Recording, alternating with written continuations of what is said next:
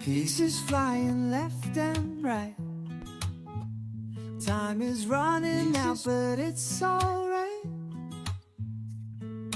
Patterns form like magic tricks.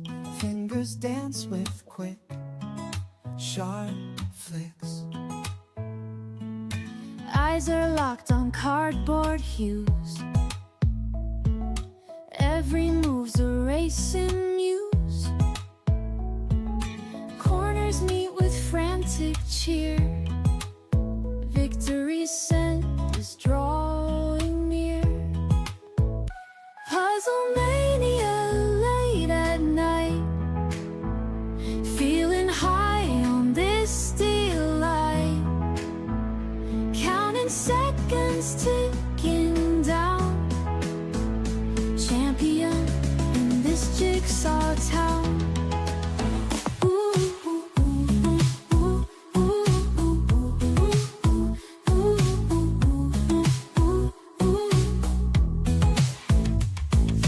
Brains on fire, tension snaps. Hands aligned at final clasp. Cheers are up, the crowd's amazed. In the glow of winning race. Piece by piece we conquer all. Speed puzzlers in the hall.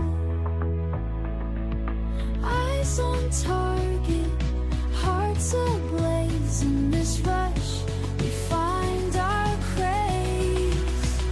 Puzzle mania late at night.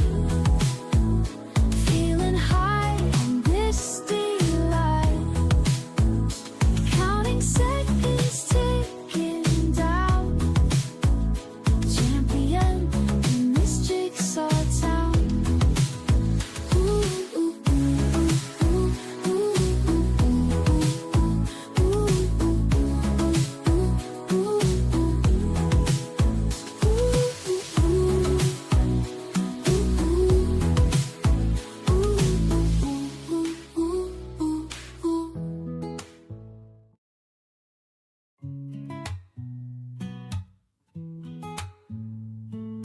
Pieces flying left and right.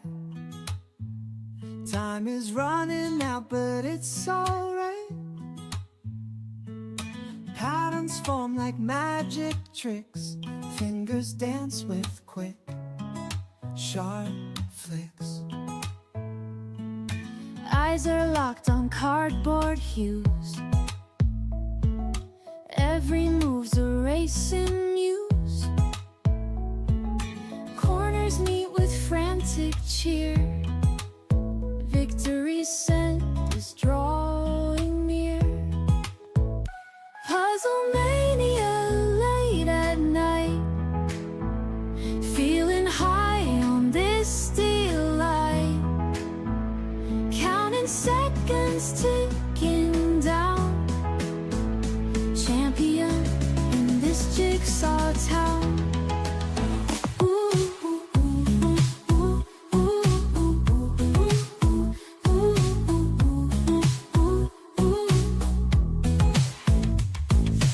Brains on fire, tension snaps. Hands aligned at final clasp. Cheers are up, the crowd's amazed.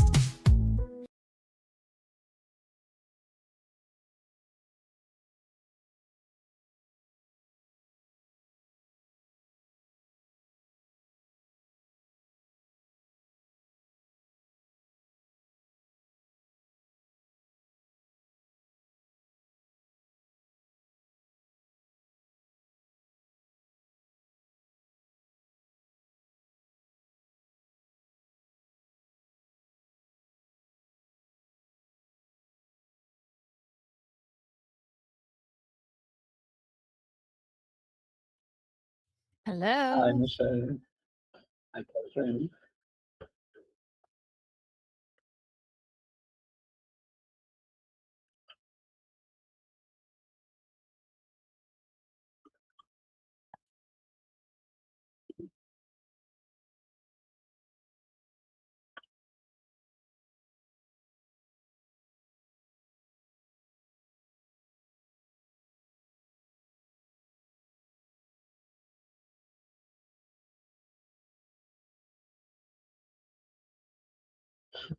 I don't have the best green thumb, but in the summer I like to have tomatoes and cucumbers on the balcony, and that's my main focus. And Carolyn is taking care of then the plants inside our flat, and yeah, and she's more kind.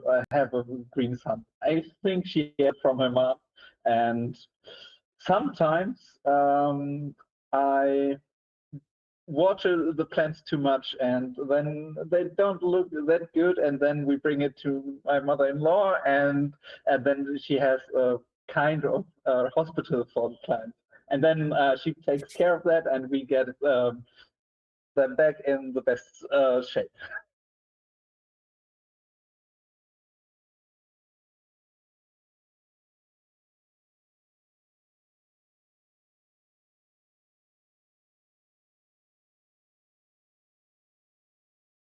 Yeah, I think you might be muted in the YouTube, Michelle, because I tried listening and I couldn't hear you. So just maybe check if your microphone works.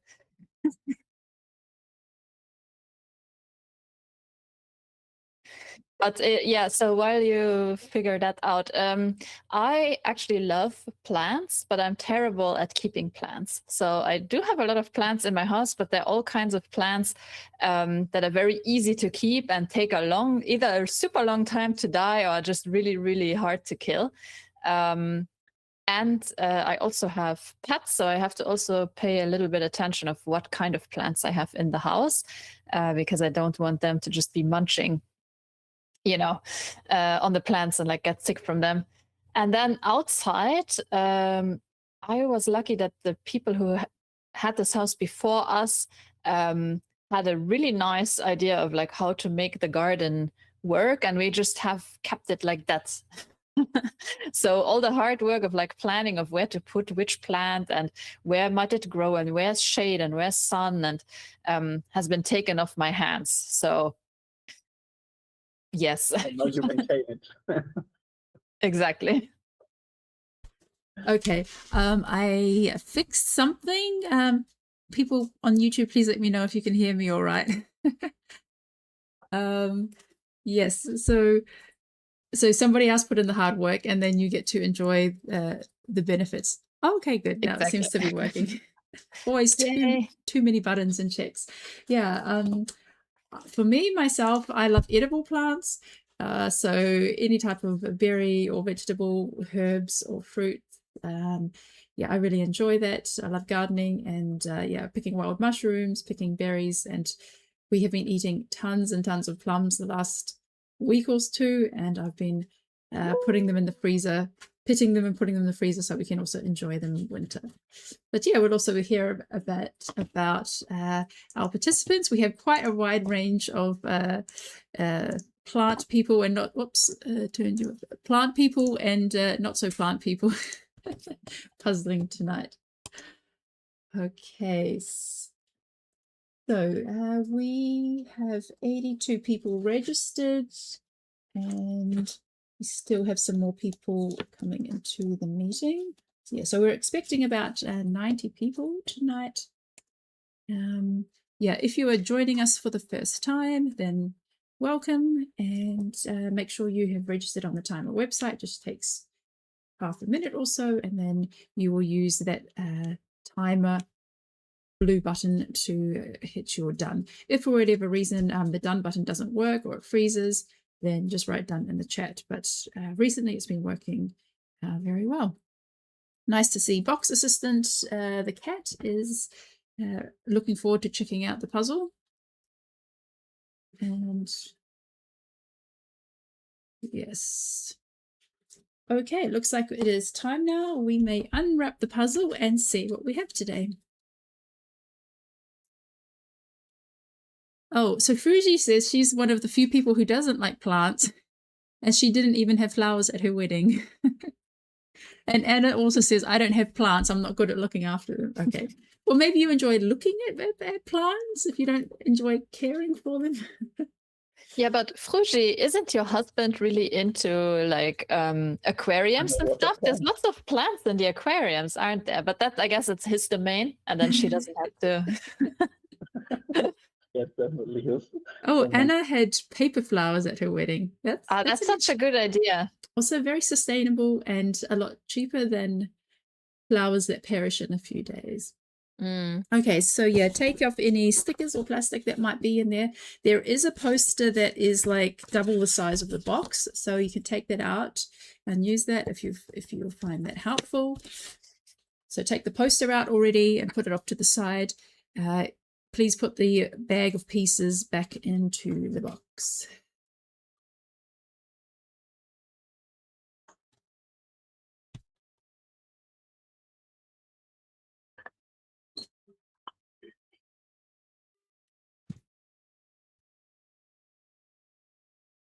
Okay. So it has just gone 7 o'clock. And yeah, that looks about the right number of people. Okay, let's do a countdown. In 5, 4, 3, 2, 1, go. Puzzle, good luck, everybody. Yay! good luck, everybody. All right, let's have a closer look at this. Oh yeah, I am blurred. Let's have a closer look at this puzzle. Let's talk about it. Misha, you also have the puzzle Yeah, I at have it, home. and yeah, in the office. I'm currently in the office, not at home, but I can show it here.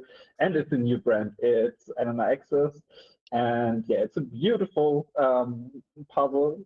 Yeah, with a cat in the middle of a window and surrounding with plants, and that's why the topic we choose today, having some plants. And there are different kinds of plants. And yeah, I'm excited to see which plants are assembled first and where the people start to puzzle. Yeah, so we have on it in the middle is a cat in front of a window. There's a big orchid. There's some other like plants just standing around, and then on the sides, on both sides, there's like bookshelves with books and yeah, little knickknacks and more plants. And in the bottom, we can also see like a tablecloth, I guess, and then also a background that is like yellowish wallpaper. So there's lots of things to, yeah, concentrate on, and I'm curious to see how people are going to be solving this puzzle, because it does, it can seem maybe a little bit like murky. That's like a term I've heard the UK puzzler use a lot. Especially the window might be a little murk territory, but it's not undoable. It's definitely doable, and yeah, so I'm excited to see how people will tackle this one. Yeah, definitely. But it's some kind of tricky. When I puzzled it, the pottery was tricky for me, and also the window. And yeah, I'm curious to see where people start and where they will finish. And yeah, and that's cool. And do you know Elena Access puzzles? Do you have done one before, Catherine? No. So yeah, this is maybe another thing we should mention about the puzzle is that, yeah, it is Elena Essex. It has bigger pieces, and the pieces are cut also kind of in a weird way. So they're not your standard ribbon cut pieces. If I can open it, maybe I can show you a couple of pieces here. So they are kind of yeah, Curvy. bigger and curvy. And for me, the biggest problem was the piece cut, actually, as I was putting it together, more than any of the other obstacles that one might encounter when solving this puzzle. Yeah, my enemy was the piece cut, but I think it was just because I wasn't used to it. But yeah, I have to say, I've never had this brand before, but I really enjoyed it. It was not an easy puzzle, but it was a very enjoyable puzzle, and definitely one where you didn't really run out of things to do. There was always something new you could focus on. Yeah, definitely. When you're stuck in one end, you can definitely find another thing to do. Yeah, but my Yeah. struggle was the space management. I underestimated the space I needed, and we see it also with a puzzle. There's a lot of space you need for this larger piece puzzle. Yeah, let's have a look how our first contestants here are tackling the space issues. So we have Aaron from the United Kingdom, and I think now every time I have to mention that he's the third most eligible bachelor of speed puzzling.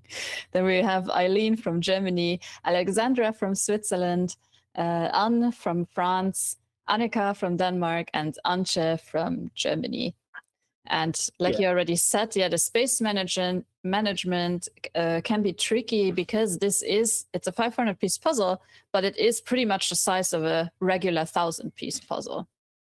Yeah, definitely. And therefore, the flipping also does take more time, or even I had to take more time for the flipping. And yeah, I'm curious to see when the people are done with the flipping. But we can see some sorting up front at Antje's table, and yeah, she definitely put the edge pieces out. That looks good, and the others also doing a great job, just flipping and sorting out the edge pieces. And yeah, did you do, Catherine, had a big sort up front, or how did you tackle that? From the beginning? I actually did it as a pairs puzzle. So we flipped it, we took out the edge, and then I sorted like some things like the cats, the brown things, and then we built those. So I'm more of a person who just sorts whatever I'm just about to build. And when I'm with two people, if I'm the slower puzzler, I always make sure that I'm having something ready to go for the other person as well. So yeah, but you can definitely sort things. I mean, there's very clear sections.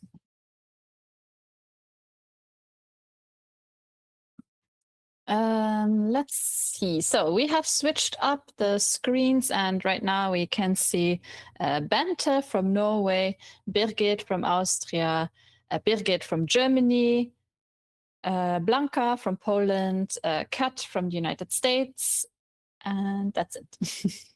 And Catalina from Colombia as well. Catalina, yeah. Yes. There's some kind of small Blanca and Catalina. Yeah, and we see also the sorting is going on for all of them. And we see different trays, and with large pieces, trays are a good option just to maybe stack them together at some point to have some space on the table, and that's looking good. Working with the trays. And yeah, we see Catalina also doing a great job assembling now the edge. Having good progress there. Oh, it seems like, Misha, people can't hear you very well, so maybe you can... Okay. Yeah, we're having mic issues today. Sorry for that. But now better. Oh, I can switch maybe to the microphone from the computer. Let's check. Yeah. So yeah, while you figure that out, I do like the idea of using trays if you have bigger piece counts for a 500-piece puzzle, because like we already talked about, the space issues can be helped that way. And you can like sort a bunch of puzzle pieces onto a tray and then kind of put it to the side, and then you have less pieces actually in front of you. And also, I think if you're not used to like bigger pieces like this, it's probably a good idea to do the border first, just so that you can kind of get an idea of the scale of what you're dealing with. And also how, your eye has to kind of adjust to the different size of the pieces and like what you see on the box and like where it kind of goes in scale, so that if you were going to do a pick and place, you can be a little bit more accurate with that. Now I switched my microphone. Now it's great. Now it's good. Okay. Yes. So yeah, just rearranging the settings sometimes helps. But yeah, I don't know what the problem was. I'd chosen the microphone again, but now it seems to work. So I think maybe before it was actually the microphone from your laptop, but now it really sounds like it is the microphone in front of your mouth. Let's see. Also joining us tonight, we have Chiara from Ireland, Claire from United Kingdom, Christina from Italy, Daniela from Romania, Eliška from the Czech Republic, and Emina from Austria. Yeah. Do you have a guess for what you think is going to be the fastest time tonight, Misha? The fastest time. So I saw that Victor is in the call, so I would guess it's gonna be pretty quick. And also Mary and Rachel and some really fast puzzlers are here. And I go with my estimate. My first guess would be 37 minutes. Mm-hmm. And what do you think? You know, it might actually be like on the slower side for these fast puzzlers, because like, yeah, I said I did it as a pair, and we were also relatively slow for pairs times. So yeah, I think maybe the late 30s, maybe even early 40s. Like, I'm just gonna say my guess is like 40 minutes clean. Yeah. But you know, and then people come in and they just do it in like 33, and then I'm like, okay, I guess you can do it that fast. But yeah, that's my guess. But let us know in the chat, what do you think, what your guesses are. And okay, and Michelle wrote she did it in 55 minutes and 25 seconds. Yeah, I'm trying to find if this puzzle is on my speed puzzling at all, because then we can maybe have a... it is there, but only 9 people have solved it. And yeah, the fastest time is 38 minutes. So I think you guessed pretty spot on there. Okay, but let's see how it works out. And yeah, we see Claire here having done the border almost completed. And yeah, and that's looking really good here. Good work by Claire. Yeah, you need some time. If you're, like I said, if it's like a piece cut that you're just not used to, like the first 5-10 minutes is just getting into it and like getting kind of a feel for the pieces and like understanding how they work. So I'm also guessing that people will slowly kind of speed up with this puzzle as they go along. Yeah. Also joining us tonight, we have Frida from Germany, Graham from the United Kingdom, Helen from the United Kingdom, Ilona from Germany, Janine from Germany, and Jasmine from the United States. Yeah, and we see good work with the border, starting with or almost finished with the border by Graham and Helen. That's looking good, and also good sorting progress by Ilona and Janine. And also Jasmine has also done most parts of the border, and now looking for some projects in the puzzle. And one more remark to the pieces. I didn't had any false fits, so that was also good, and I hadn't any false fit. Yeah, but it was tricky with the curvy edge pieces, but it was fun to assemble. Mm-hmm. Oh, we're getting some intel. So Jasmine has done the puzzle before in 46 minutes 59. So I'm rooting for you to beat your time, Jasmine. Yeah, definitely. It's always nice if you can beat your own time, you know. Yeah, and it's competition mode, so maybe you're faster than when you do it regular at home. I wonder what will be like the first target for people after the border, if they're gonna go for the cat or something else. What did you do first, Misha, when you did it? I started with the bookshelves. So from the border, then I did the bookshelves and the books, and that was a good starting point. But I did the cat pretty early on. I expected to do it later on because I was a little bit worried about the fur, but it was easier than expected. Yeah, I've realized that fur is not always scary. Like with the Highland cow, it was kind of not that scary. This fur is not that scary. So maybe I'll change my opinion on fur when it comes to speed puzzling. But it depends on the puzzle. Sometimes fur is really hard to do. Yeah. All right, and the screens have changed up, and we have Jenny from the Netherlands, Jessica from Germany, Jirina from the Czech Republic. I hope I'm saying your name right. It's like the first time I see it, but you had a fun answer in the question, so I'll read that out later. Joan from the United States, Jonna from Finland, and Judith from Germany. Yeah, and we see some borders are finished and completed, and Gina started with the cat, so she's building the cat and looking at the centerpiece and build then maybe the puzzle from inside to the outside. That's looking promising. And Jessica also tackling the cat. I see. Yeah, that's looking also good. And Jenny have also looking for some pieces for the cat, so that could be a good starting point after the doing the edge, then starting with the cat as an anchor point in the puzzle. Mm-hmm. Yeah, and also those pieces really stick out from the rest of it because they're like this darker and kind of black and gray, whereas everything else has color. So even the darker brown parts have color, so they should be relatively easy to spot. Let's see. So Jirina has answered the question about plants, and she said, after years of killing every plant I ever had, unintentionally, of course, only Lego flowers are thriving in our house. Ironically, my name is the same as for Dahlia in Czech. So people often assume that I should be good at growing plants, but that's just not the case. Yes, I also have a few of the Lego plants, and I love them because they always look great.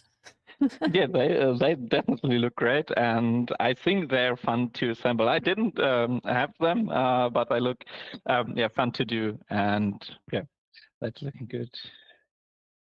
Yeah, they're like a nice little project if you want like an afternoon, and then you have something nice that you can kind of display in your house. I think it's like one of the, for me at least, one of the most interesting like Lego things to build.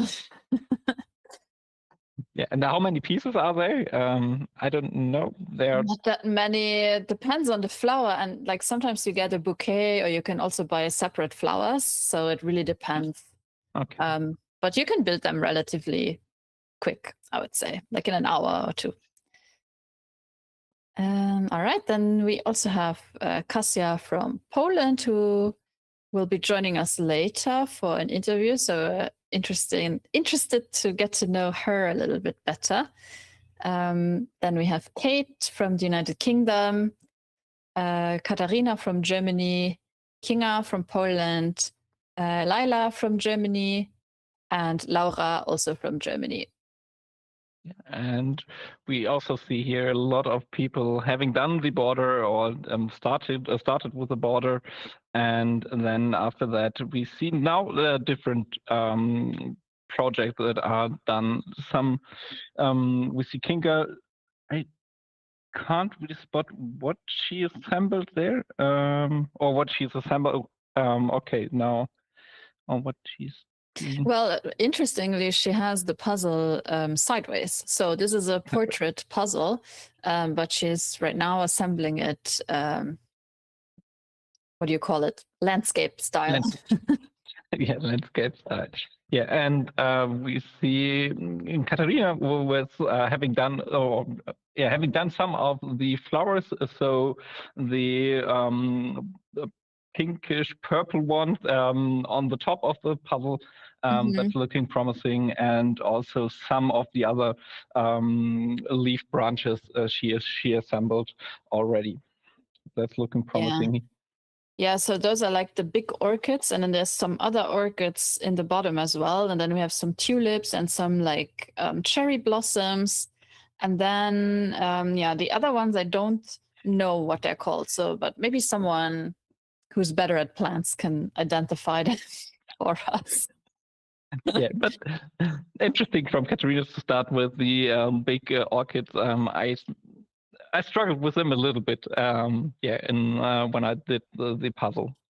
Yeah, I think it's just because they really stick like everything that's like purple and pink, and this is like kind of an intense color, like sticks out, and it can be a great anchor there at the top. And something I only noticed like way too late is that in the top window there's like this straight line that goes across, and that can also be a great anchor point. So now that I know, and maybe people that are listening can hear it, and then they can see it. Because once I realized that was there, I was like, these pieces are really easy to spot.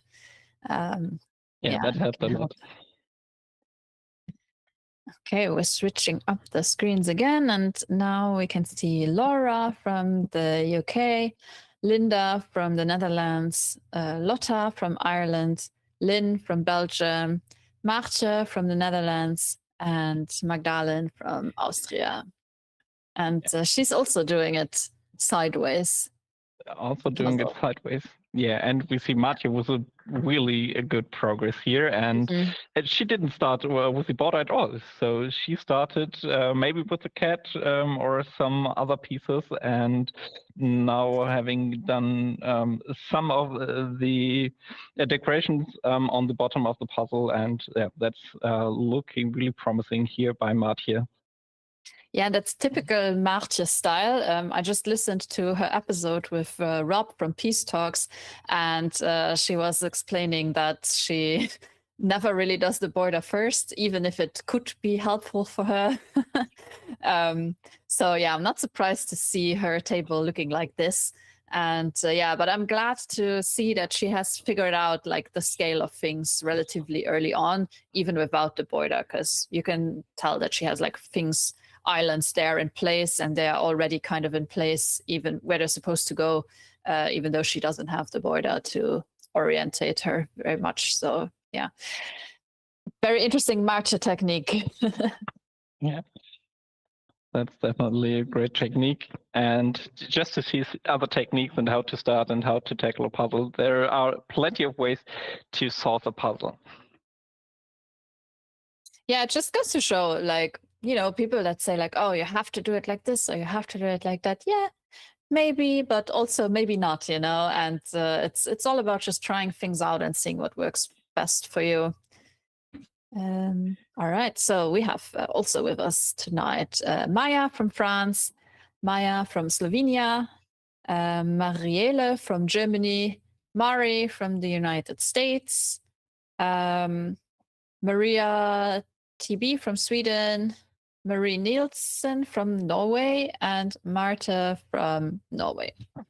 Yeah, and we see Maya with good progress with the border and also the cat, and now having done some of the bottom of the puzzle, the decorations, and and then we see Mari, who started also just like me with the bookshelves or with the shelves on the sides after doing the borders, and now tackling the upfront window with the white line just to have there an anchor point, and some part of the cat is also done. And we have Marge done with the border, and now finding her first project inside of the puzzle. And Mary doing the puzzle on the floor. On the floor. On the floor. Maybe she had the big table for the space management, or maybe she likes to do it, or it's more comfortable for her to do it on the floor. Yeah, it's been ages since I've done a puzzle on the floor, mainly because of my back and like my knees, and it's just not the most comfortable. But I can understand why people are doing it, especially if they don't have it's better to do it on the floor and like bear the pain, because like it's temporary, than to do it on a table that is just not big enough to work on. And then actually you're going to lose like a lot of time if you just have to move, if like half of the time you spend is just like moving pieces around. Maria is really working her way like outside in, it looks like, with like some parts of the cat done as well already. So yeah, the really great progress at the what are we, like 23 minutes ish.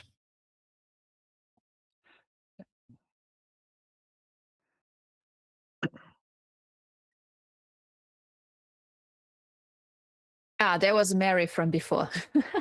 I said her name, but she wasn't on screen. So there we have Mary, but I forget where she's from. And then we also have Natalie from Germany, Natasha from Japan, Nelly from Finland, Nina from Slovenia, and Octavia from Romania.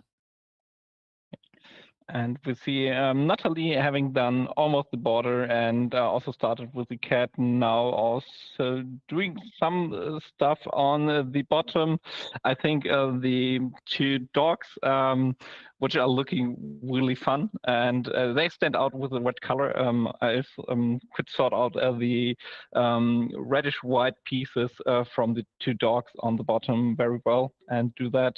And Natasha also having done the border, and some of the flowers are assembled, and that's looking also good.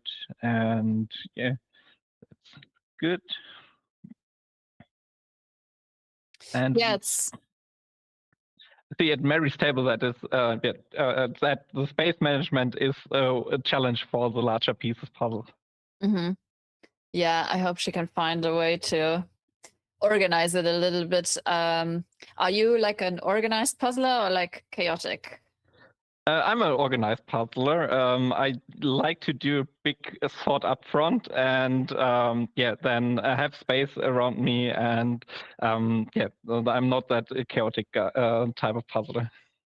Yeah, me neither. So if I see, even just seeing it, I'm like, I want to like just let me do like for 3 minutes, and I'll like make it nice. But yeah, I mean, again, everyone has their own technique of puzzling, and some people really thrive in the chaos. Like Marche, for example, when I look at her things, it looks so chaotic to me, but it just works for her. Like, yeah. Yeah, definitely. It's you have to find your way, and there's no the right way. You have to just trust your feelings and your way how to proceed, something like that. Not even puzzling everything you do. Yeah, let me read out like some of the other. Oh, wait, let me just introduce the next batch, and then we can maybe read out some of the answers that people gave us to the question. So now we have Patrick from Switzerland, Rachel from the United Kingdom. Oh, her table also looks small. Ramon from Spain, Rebecca from Germany, Rike from Denmark, and Robert from Sweden. Rachel, I hope your table's big enough. Yeah, definitely. It's looking some quite stacked with the puzzles, and but fingers crossed that you can manage that. And we see good progress here by the puzzlers. Robert has a really good progress on the bottom of the puzzle, and not started the cat yet. So that's something we see every puzzler maybe tackle the cat up front, or one of the first things they build. But Robert just have the cat saved for later on. That could be an advantage later on, because this cat stands out from the pieces. Yeah, I wonder if it has to do with the darker table, because all the things that he does have in the image look to be more like brighter colored, and maybe it's just harder to see like the differences in gray if your background is also dark, because like you can tell that like everything he has is like bright, and like all the darker areas are like empty still. So that might be also the reason why. Yeah, that could be the reason why. Yeah, definitely. And he doesn't have done some of the shelves and the darker cat, so that could be the reason why. Yeah. Yeah. He did really well in the last EJJ. I think he got 11th or 12th spot in the 1,000 piece competition. So very close to getting in the top 10 there. Yeah, fingers crossed that he can jump into the top 10. Yeah. And he improved really well over the EJJs. Next, we have Romina from Switzerland, Sam from India, Sammy from the United States, Sana from Finland, Semilia from France, and Shona from the United Kingdom. Yeah, and Semilia doing the martyr tactics, I can quote that like that. So doing not the border, but building stuff. Yeah, and Jen plays it. They're looking really good, but it's looking chaotic somehow. Yeah, that's looking promising. And Shona also having done the border, the cat, and now from the top of the window, she is making good progress, and yeah, that's looking also good. Some part of the window frame are done. That's looking good. Romina also was a good progress from the cat. Some sort of the decorations on the bottom are done, and we see Sammy, like Rachel, doing the puzzle from outside to inside. That is also interesting that we have some puzzlers, they do it from outside to inside, and some inside to outside.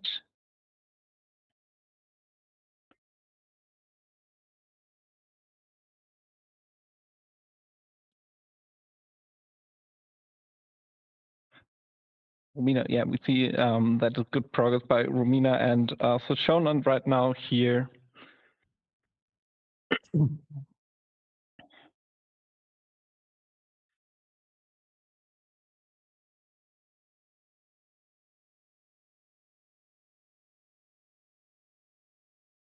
And the next puzzlers we see here is Sophie, and we have Stefan Ensler, we have Stefanie Wojciewicz, then we have Sylvia, we have Tepa Talak, and we have, so bright I can't see the name, so Gottschlick, and yeah, we see Sophie doing the cat, and now having done some of the pottery, the bluish part of the some of the vases, the pottery, and that was also tricky for me. There are a lot of vases which blue with blue color, and that is one of the tricky things in this puzzle.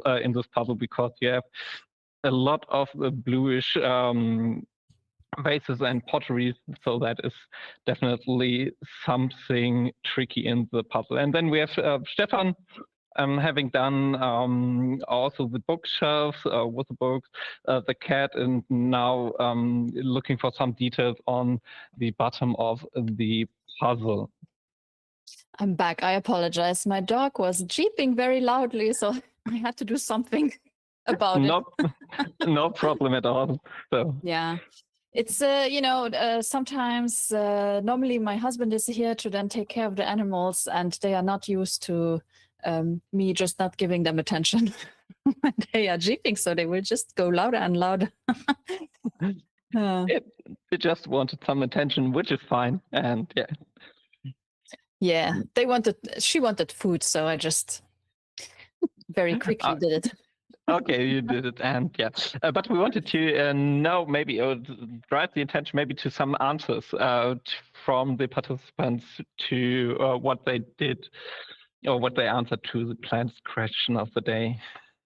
Yeah, well, let's quickly do like the last few introductions, because I think we are pretty much towards the end of the alphabet, and then yeah, almost. Okay, so we have Tony from the United States, we have Valentina from Belgium, Vanessa from Germany, Veronica from Germany, Vesna from Finland, and Wendy from the United States. And then there's one more person. Maybe you can guess who it'll be. The last person. Yes. We were all waiting for. Yeah. Yeah, so Veronica has made some great progress. I can see like things floating around within her frame that are not necessarily in the correct spot quite yet. Yeah, this is something that surprised me when I was building the puzzle, because I found picking up islands harder than when they're smaller than when they were bigger. So like bigger islands I found easier to pick up than like only 4 or 5 pieces connected. Yeah. Yes, definitely. And we see Valentina also with a good progress on the cat, and some of the pottery assembled, and yeah, that's looking also really promising. All right, and then the final participant of tonight is going to be Victor, who I'm curious to see how far along he is in this puzzle, and how much time we still have. Because if your guess is correct, then he should be finishing in like 5 minutes. Yeah, that's 38 minutes. 38 minutes, I guess. Let's have a look. Oh yes. Oh yes. Okay. Okay, so yeah, I think your guess was very good. Maartje also almost there. So we have Victor, Maartje, Mari, Jasmine on screen right now. Yeah, of the people there, it seems like Victor is ahead, but not by that much over Maartje. So we'll have to see how this one plays out. Victor only has kind of the window pieces left and some of those flowers. Maartje also has that, but she also has a few gaps a little bit lower in the image. So we'll see if she can catch up, like how much time will there between Victor and Maartje in this. Yeah, Mari, really great progress, but I think in third place might be Jasmine. Yeah, showing her advantage of having done the puzzle before. So I'm curious to see by how many minutes she can improve on her time of 46 minutes before. Yeah, she will definitely beat that. And yes. That's looking promising, but yeah, that's looking also good by Victor. Maybe 30 pieces left or so. It's hard to when you not often see the larger pieces. It's harder to tell how much pieces are left, but maybe 20 to 30 pieces left, and Matthew maybe 30 to 40 or so, I would guess. Yeah, I don't know. I feel like Match is really speeding up. Yeah, definitely, and she's speeding really up, and that's. Yeah, but Victor's also, again, yeah. You know, he's just finishing like, damn, there we go. And he's done. Congratulations, Victor. That was 35 minutes and 56 seconds. So we just got in time there with all the introductions. I'm so glad we finished introductions. And then right behind is Maartje, 10 seconds later with 36 minutes and 6 seconds. So they were very, very close together. Congratulations, both of you. Oh my gosh, that was really exciting. Really exciting. Yeah, congratulations to you both. And yeah, really. And we have a new leader maybe then on my speed puzzling with a new best time of 35 minutes and something. Yeah, 35 and 56, and then Maartje exactly 10 seconds later. 10 seconds. Yeah. That's close. That's a close gap. Yeah. Well done, Victor and Maartje. Yeah, I think now we'll have a little bit of a gap between second and third place, but the podium's up for grabs. Like it could go to Mari, it could go to Jasmine, it might even go to Robert if he like speeds up. We know, yeah, we don't know like how fast he can go. Okay, Graham's doing really good as well. Only has the window left to go. Yeah, but Robert can take definitely the top 10. He's in really good spirits to do the top 10 position. Yeah. So go, Robert. Yeah, if that was his goal for tonight after almost getting in last time, then yeah, I think he can make top 10. I think he can maybe even make top 6. Definitely. But I don't want to jinx it. Yeah, but Jasmine doing a really, really good job on this puzzle. And yeah, that's looking also really promising. Mm-hmm. Yeah, Mari with the tiny puzzle tray where she has like the flowers on there. Now she's like picking them up and like placing them in.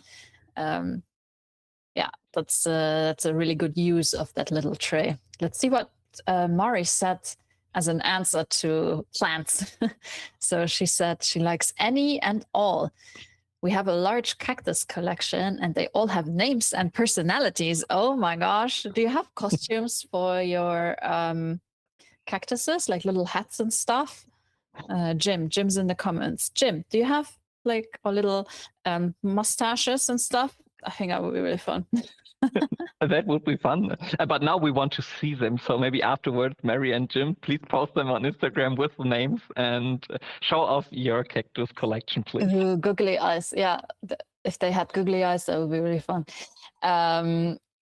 Who else do we see here on screen who has given us a nice answer? And it just means say anything. I don't know, but I want to read out like one of my favorite answers, which came from Graham, where he says, courgettes have been my most successful growing endeavor, but they did involve a multi-year campaign against the local slug population. There were casualties on both sides, but we have grudgingly come to a truce this year as I didn't find the time to plant anything. So the slugs have won. That's a funny answer. Oh, Jim says there are googly eyes on one of them. What about little hats and mustaches and like monocles? Definitely. But now, Jim, you have to post it on Instagram and show off the cactus with the googly eyes. Now we're curious to see that. Yeah. Oh, another answer I thought was interesting because there are so many orchids on this puzzle was by Annika, who said that orchids are the only plants I can keep alive. I have quite a few. Some I have had for more than a decade. All other plants die within a few weeks in my house. And I feel like that is a theme in the answers of today, that a lot of people say they can't keep plants alive. But yeah, I do. I'm also one of those people who can't keep plants alive. So, you know. Yeah, you have a green thumb or you don't have it. I guess Yeah. there is. I think you're good at it or not so good at it. There are few people who are doing average, and I think you got it or you got it not.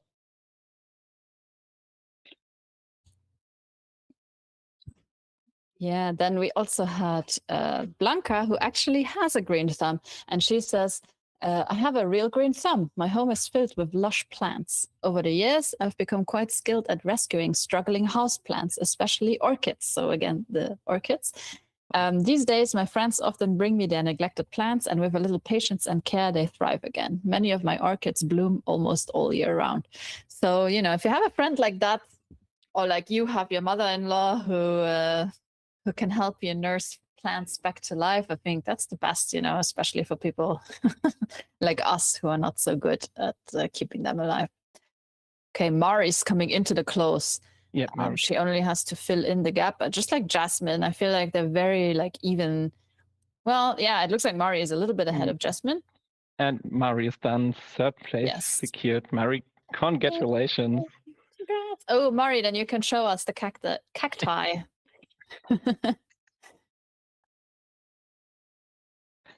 Once you're done.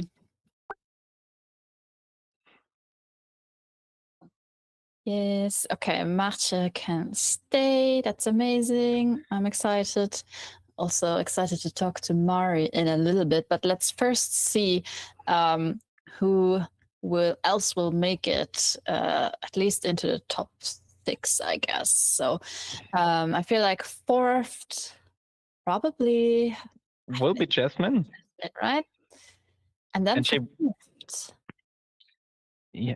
And Jasmine will definitely top her, or will do a new best time on this puzzle.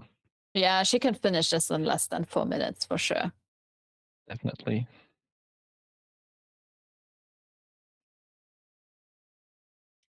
Yeah, and then for 5th, it'll be a close race between Robert and Rachel. Looks great. So I think maybe those are going to be for running for 5th and 6th in this. And yes, Jasmine? Are you finished? Are you not finished? Yes. Are you? Oh, it looks to me like she's finished. No, oh, but there's more pieces. Okay. There's like some more pieces. Yeah, there was a little gap. She was covering with her hand, and yes. maybe now maybe 6 pieces or so. And the last piece, 3, 2, 1, and she's done. Congratulations, Jasmine, 4th place. And a new best time on this puzzle. And by almost 4 minutes, you beat your time. Congratulations on that, Jasmine. Yay, Really well done. Yeah, I can imagine that this puzzle for the less well-versed in super fast puzzling might be a little bit trickier. Like it took us with 2 people 42 minutes to do, so I can only guess how long it would take me on my own. Definitely over an hour, and I'm like probably one of the most average like speed puzzlers you'll ever meet. So yeah, I know this can, but it's not going to be a struggle puzzle. I don't think it's going to be just like a little bit slower, but it's going to be enjoyable struggle. At least it was for me. Yeah, I enjoyed this puzzle also, but I have to say I did it in 2.5 hours. But I have to say I went to a concert 2 days later, and I was hearing the music from the band just to get the lyrics in, and yeah, that maybe I was not super focused on this puzzle. Yeah, in the meantime, Rachel finished. Congratulations on 5th place. Congratulations, Rachel. That's exciting. Well done.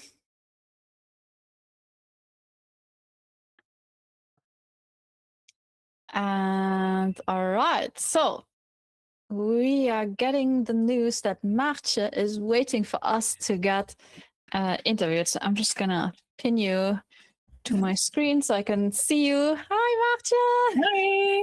Congratulations. Thanks. Yes. Congratulations. Thank you. You did so good. But now that I've listened to the interview with Rob, I need to ask you about this strategy of yours of not doing the border. Like, I don't think we've talked about this before, but now that I know, like, I can see it every time that I see a puzzle.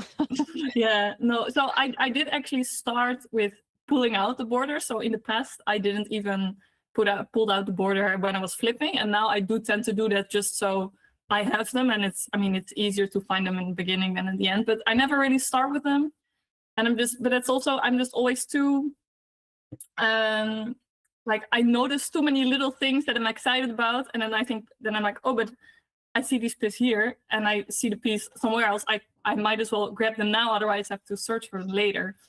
So then, and that way I kind of build. So I do actually have the edge lying on the side, and I think I made it today like halfway through or something. But indeed, I started with the 2 dogs with the red ears actually, and the cats. And then I get so into all these details that I just did the whole bottom first before I did the edge. Indeed, yeah. Mm-hmm. Oh, okay.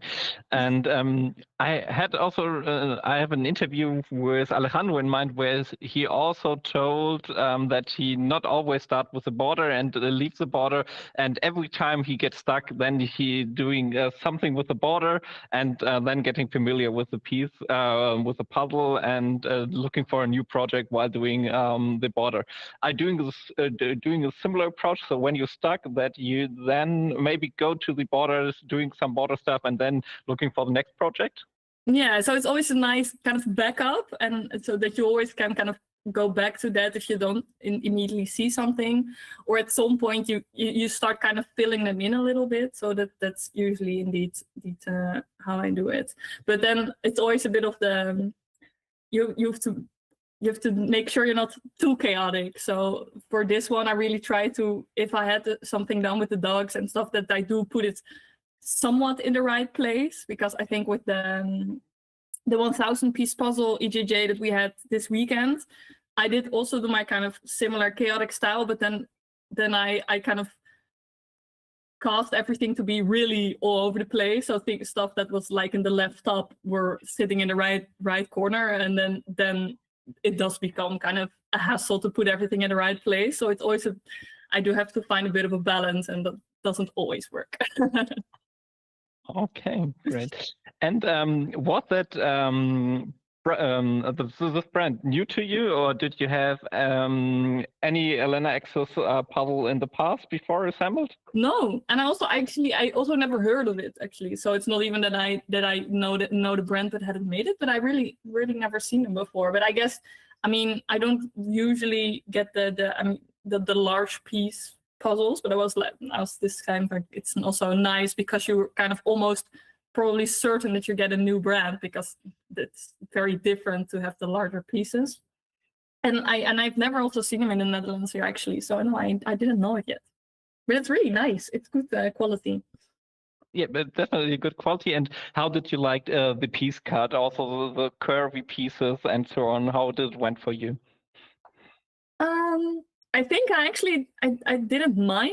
I also don't think it was necessarily making me faster, but it definitely wasn't slowing me down. So I think it was it was nice that still the pieces do connect. So it's not that they kind of have an over, like that one is bigger than the other, but they still like a circle puzzle, that they're not always fitting fully.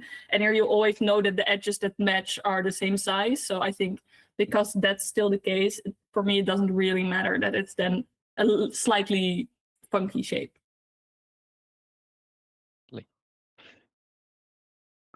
And where did you start with the puzzle? So you didn't start with the border, but what was your first project? Did you start with the cat in the center, or did you take some of the big orchids, or where did you start with today? Yeah, puzzle? So I did quite a hefty sort, but during the flipping, so I did the edge pieces, and I had the plant in the left top with the little balls, and then I also started to kind of sort out some of the orchids, but I kind of abandoned that like halfway, so that was sort of partially sorted. But then sort of along the way, I started to notice all these small details. So I had the small bit of the plants with the white dots on it, and I had the dogs. So those things were kind of already starting to take shape while I was flipping. But then when I had those things, actually the main thing I did was do the cat. So I also sorted the cat, and that was the kind of the main project that I built. And then after the cat, I got all the blue pots, but then I thought they were all on the bottom. But then later I saw that they were also in the shelf. So there was a bit of a misjudgment. So I had to look around a bit for those.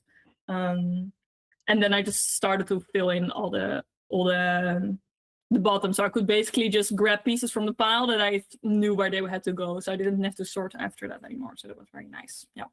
So your heavy upfront thought paid out in the end, because then you picked up and you could put it in. Yeah, I think it definitely that it was nice that I did like the plant that I sorted in the beginning. I did it relatively late, but I think it was still very nice that I had them all separated out, and I also had them at the right side of, like at the left side of my table, instead, like I have all my pieces on the right, but then those were on the left, and that was kind of space wise also quite practical, I think. Yeah, so I guess I just accidentally made a lot of good decisions. Yeah, and there were only 10 seconds between you and Victor.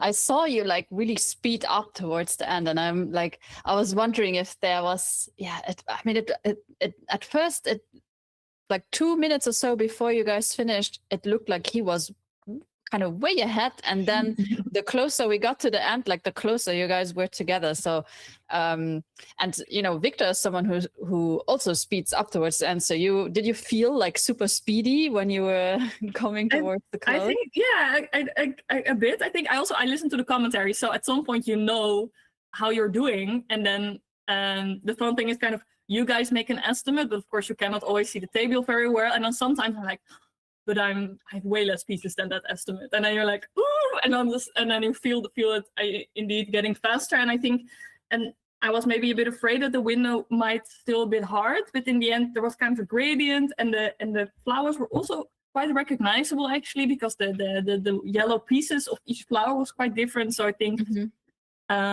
because I thought it was maybe a bit harder, and actually it wasn't, that I was able to speed up in that sense. And yeah, I mean, 10 seconds behind Victor, that's amazing. Definitely it is. And yeah, we had a theme today. So my question is, do you have a green thumb? And what are your thoughts about plants? Do you have a lot of plants at home?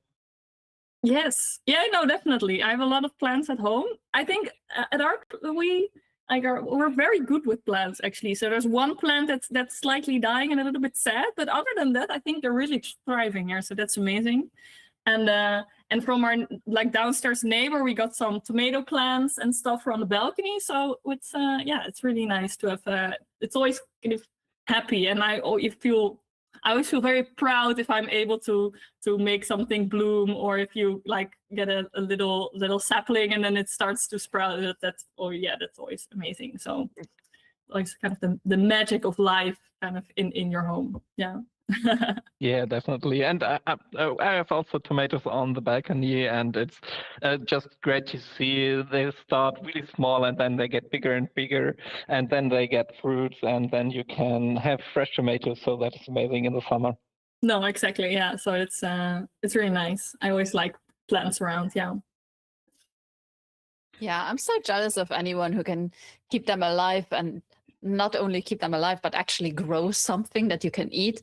Because I love like fresh fruits, fresh vegetables. Like I would love someone to like supply me with stuff. And sometimes you have friends who like grow things and then they planted too many seedlings because they thought like they wouldn't all sprout, and then suddenly they have too many, and I'm always happy to be the one taking That's taking off hands. That's great. Also I think we did it in the past with some friends. We did a kind of a seedling exchange when I mean, of course you have your own plants, and if you make you snip off five pieces, then you have 5 more of the same plant that you already own. So it's always nice to kind of give them to other people and get others in return, so you can really get some variation in your house.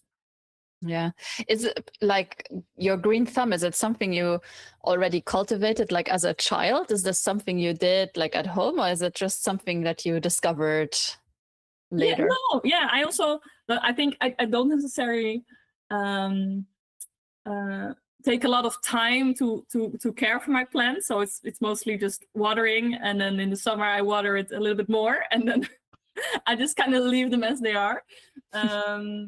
But no, I don't necessarily. I never really was like super into really taking care of them.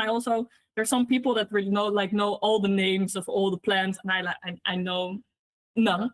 I'm like, there's some trees that I know, and then other than that, and some flowers, and other than that, they're just green and with leaves or with flowers. Because that would have been my next question, if you recognized any of the plants from the puzzle. Because I know the orchids, and I know like the tulips, of course, and like I think the bottom left is like a cherry blossom. But then the other ones I don't know. No. Well, I know that like the one right underneath the cap with the leaves with the white speckles. I've seen it in real life. Yeah. But I actually don't know the name of them. Maybe we'll have someone who knows it. I also like this one that's on the top right, like with the pink. That's really like nice. It's leaves, but it has pink leaves. I actually think I have that plant. I don't know. You probably cannot see it on the camera, but I have one. It's kind of, I can see that it's pink on the sides. Yeah. But it's not so pink as in the image, but it's also pink. Yeah, fun. Yeah, and then this one in the top left with like the all little round leaves. I've seen that one in person as well, but I also just don't know what it is. I don't think I don't really know what that one is actually. No. But we have to leave something to be discovered, I guess.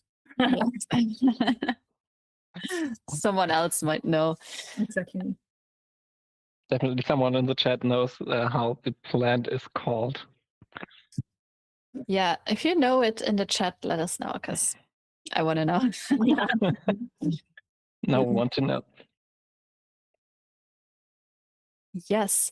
All right. Marte, congratulations on your second place. It was lovely chatting with you as always. Nice. And I hope you enjoy the rest of the evening. It's not so hot anymore. I don't know where you are in the Netherlands, but where I was in the Netherlands today, there was suddenly like a storm and there was rain.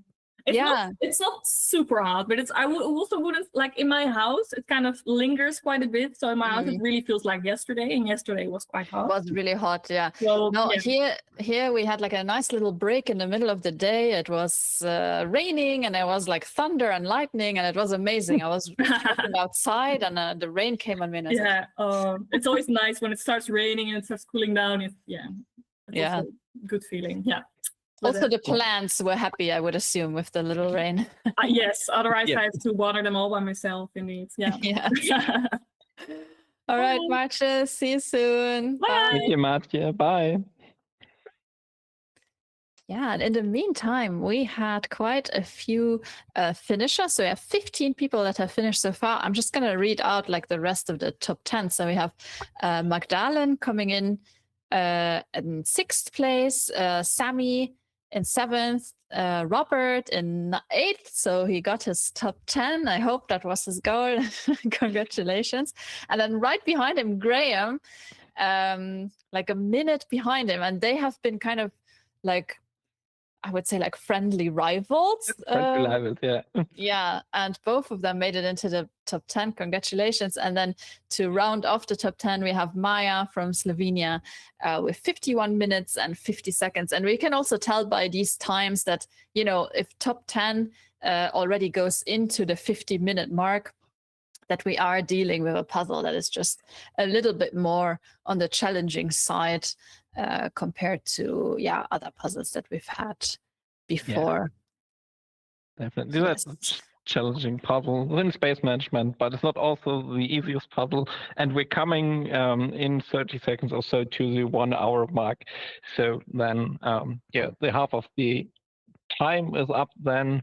And maybe we can see one more finish, maybe on the 1 hour mark, and then we have another finish here.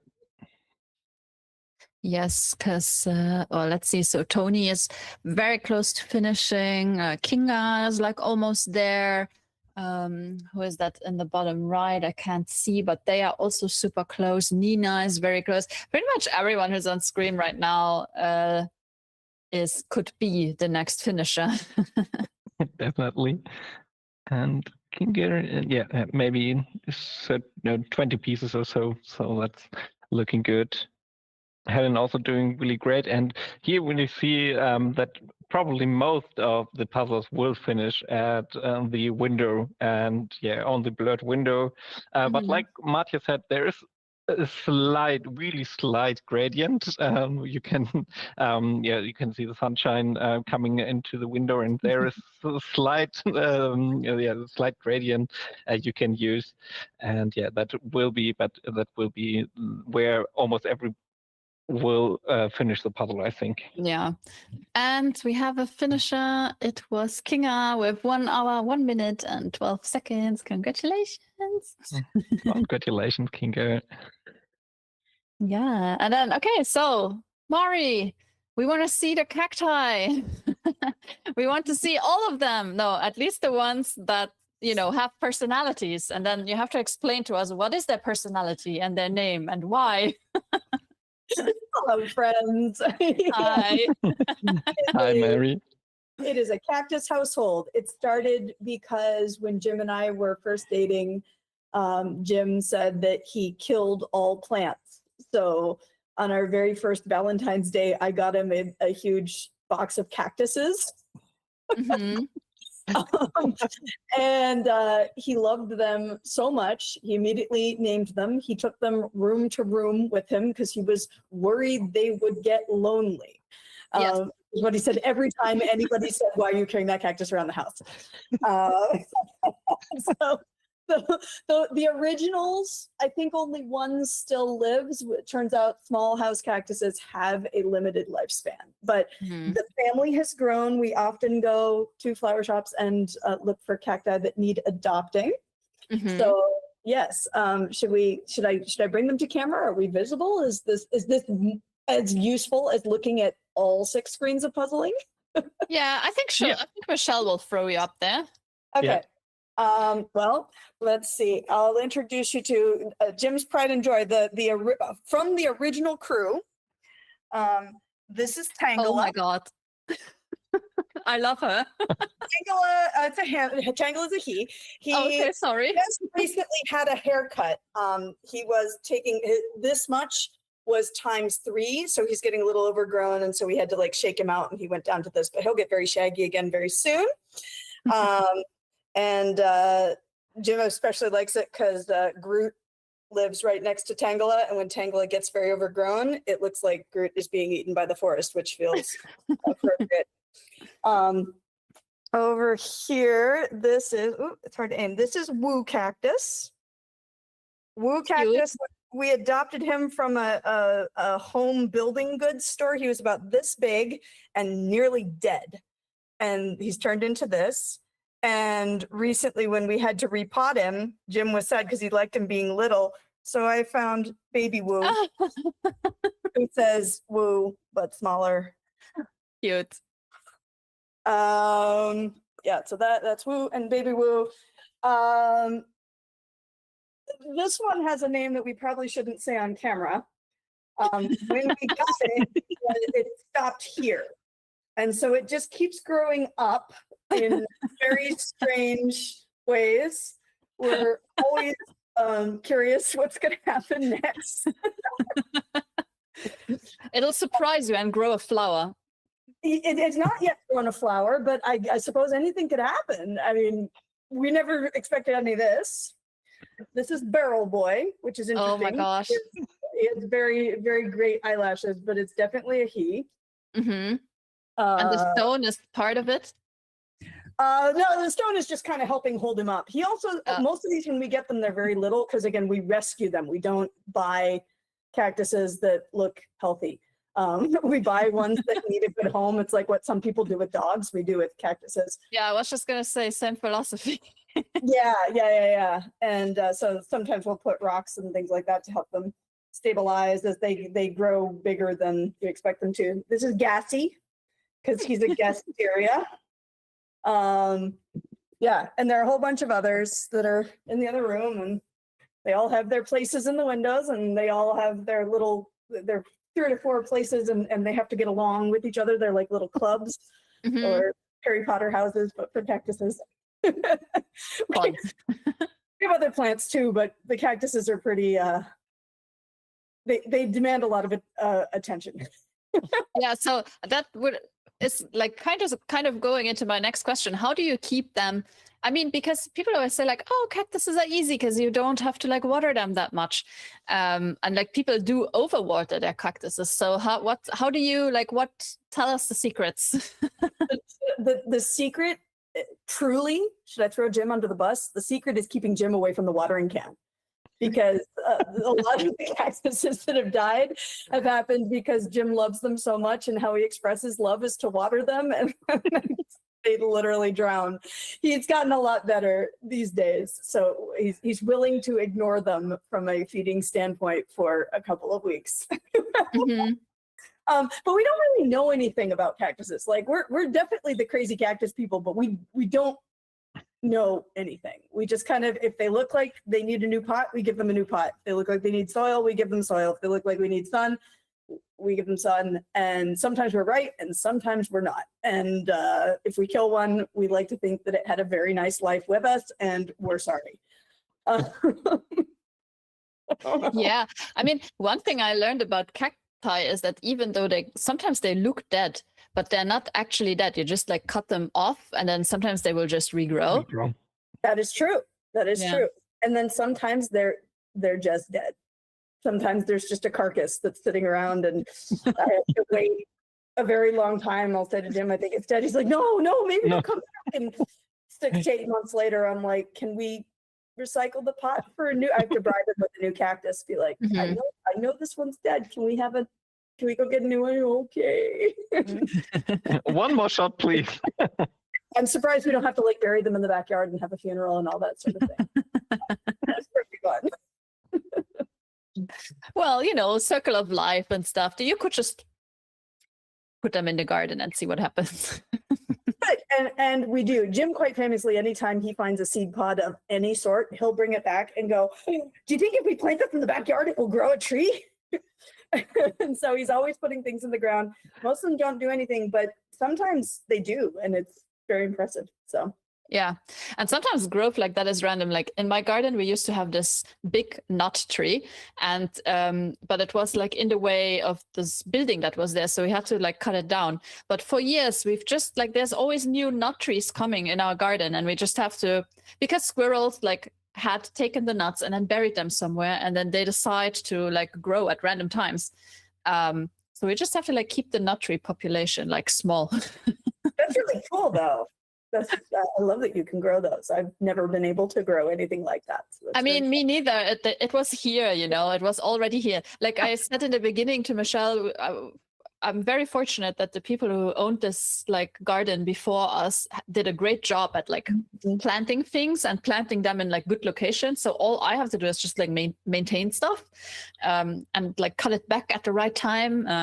And I don't really have to do much else. But yeah, this was the one thing that we had to change because it was growing into like the patio roof. Probably not good. No, I mean, it would have been really bad because we have solar panels on there and we didn't want, you know, it's like a whole story. I love it. Anyway, let's talk about the puzzle, shall we? We've been like talking about cactuses for so long. Let's talk about the plants on the puzzle. What's your favorite plant from My the puzzle? favorite plant in the puzzle, whatever one was finished. The little, it wasn't even a plant, but I got to say the little coral, the red coral in the bottom corner. When I saw that, I'm like, oh, thank goodness, something concrete. Yeah. It's definitely my favorite part of the whole puzzle. All of 5 pieces, but I really enjoyed those 5 pieces. That's 5 pieces. And where did you start with the puzzle? Did you do the border first, opposed to Mathieu, and then yeah, what did you then? What was your first project then? I am right now in a border first phase, not always, but you know, obviously if it's not an informational border, I won't touch it. But I do like having structure, particularly on a brand that's new to me. I know the Elena Essex puzzles, but not this cut. This is not the Elena Essex that I think of at all. So effectively a new brand. So I will do the border for dimensions and kind of getting a sense of where it's going to sit. And this is a pretty nice border to do too. And from there, it was just like determined chaos throughout. I did the really dark spine of the cat stood out to me. Yep. So I grabbed that right away, and like that was very quick. But the second the cat had to expand out from the spine, like I got the spine. I'm like, well, there's not that much more cat. I'll just do it. Nope, didn't work at all. I had a spine without a cat hanging out until very late in the puzzle. I'm sure you saw it. It was not the most attractive looking field ever. I said, oh, I know, I'll do bookshelves, and like, you know, kind of build that in, and because the brown is there, worked great for a little bit, and then I had a mess of like random pieces of bookshelves hanging out in my random mess of cat. And then I said, I know, I'll do the speckled plant. That was good. But there are very few things that I said, I know, I'll do bleh, that then according to plan. So yeah, this art style of that like super kind of washy watercolor paint is not my strong suit at all. So I'm working hard on, when I encounter a puzzle like this, to go for as much concrete stuff as I can, and also to just be willing to hop around. And does it cost me time? Yeah, I would. I'm mad I didn't put this sub 40, but I'm pleased with the not panicking and like, okay, that didn't work. Now what? Okay, that didn't work. Now what? The problem solving on the fly. Mm-hmm. Problem solving. And how much of the problem was the blue pots and vases for you? I actually had less problem with the blue vases because I knew they were going to be a problem ahead of time. Predicted problems, you can usually keep them out of the problem zone. It was the unpredicted problems that were more a problem. Yeah, I mean, there's some vases that are more distinct than others. Like there's a really bright blue and the flowers below the pink orchid pot, and there's a polka dotted vase on the right-hand side, like in the border that has the tulips in it. Again, all of 3 pieces, but I really enjoyed those. But I knew I wasn't going to engage pots as pots. I was going to kind of back my way into them, box them in through the leaves and through the backgrounds. Mm-hmm. Yeah, and I don't know if this happens to you sometimes, but like I, for example, only noticed this yellow background when I was almost done with it. And then I thought, well, if I would have seen this earlier, I could have gathered all of these pieces that have yellow in it, and this bottom section would have been done much quicker. Does it happen to you sometimes that like you only notice something like that's really obvious when you look at it when it's done, but you just didn't see it while you were puzzling? I think that happens to everybody. So one of the things I've been working on, I think a lot of the things that like when we see it, it's like, oh, that would have been really helpful.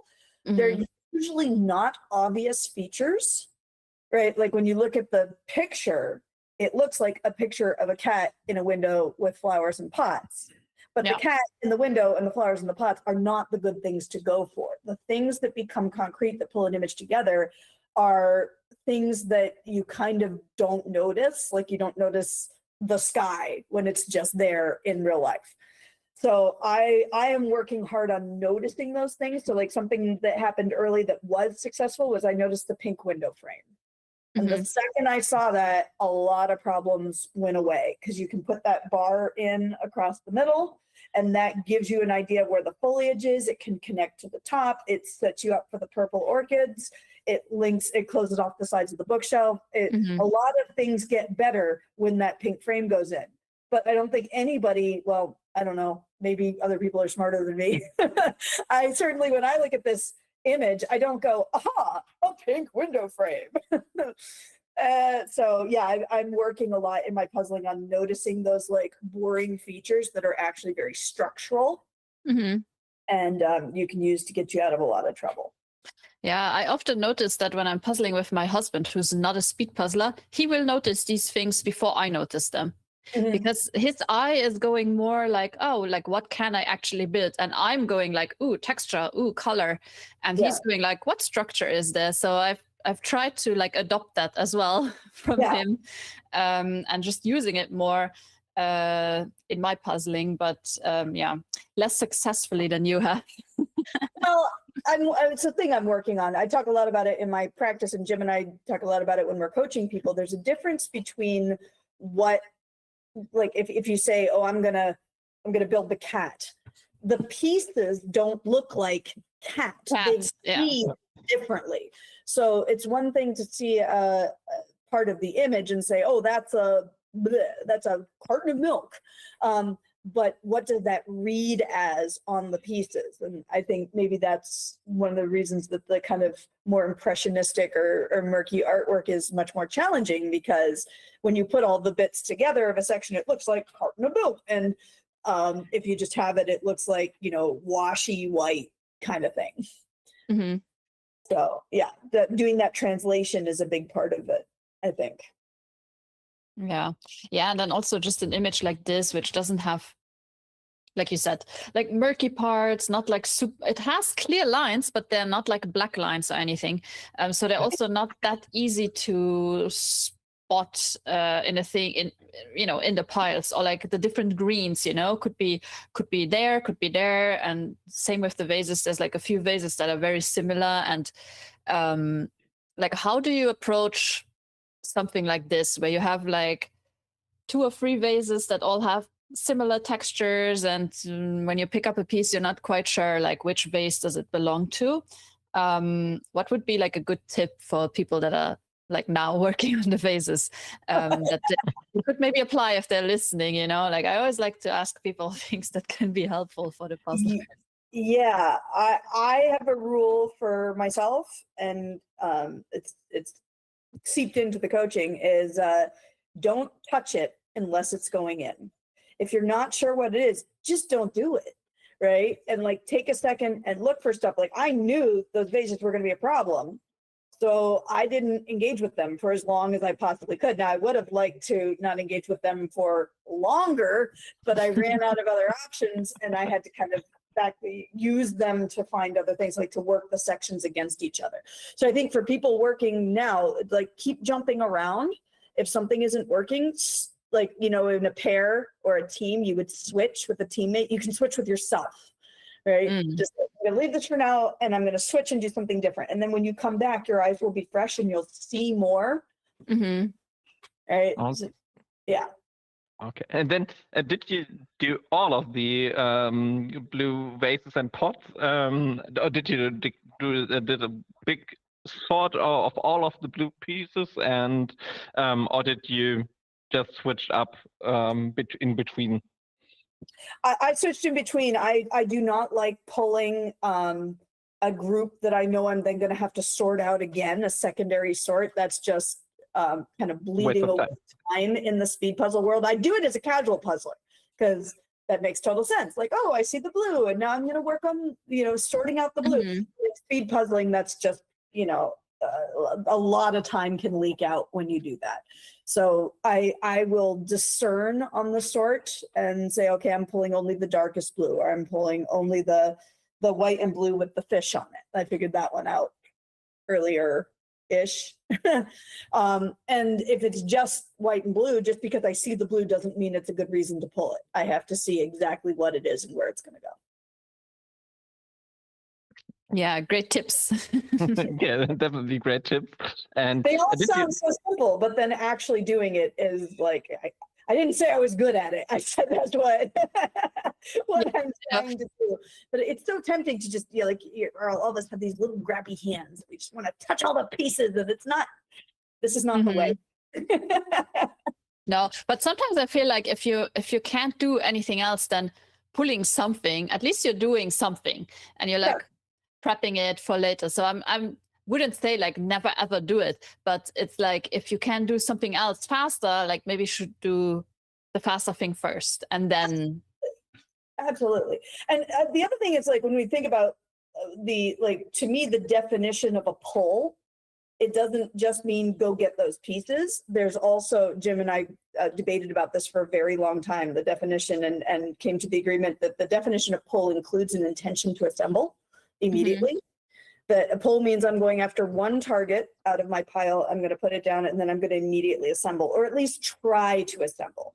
Because by assembling something, a lot of times you'll notice things that makes your next pull much easier. So if I pull what I think is the blue pot with the fish on it, and then I try to assemble, if I have a mix of blue pots, how I will find that out is when I'm assembling, and I'll be able to tell better. So there's a real advantage to at least trying the assembly of something that you pull out of the pile for research purposes, if nothing else. Yeah. Definitely. And what is your? There are some animals on this puzzle. What was your favorite animal on this puzzle? Is it the ladybug, the cat, the rabbit, or the dog? That's a really great question. Those dogs and I did not get along.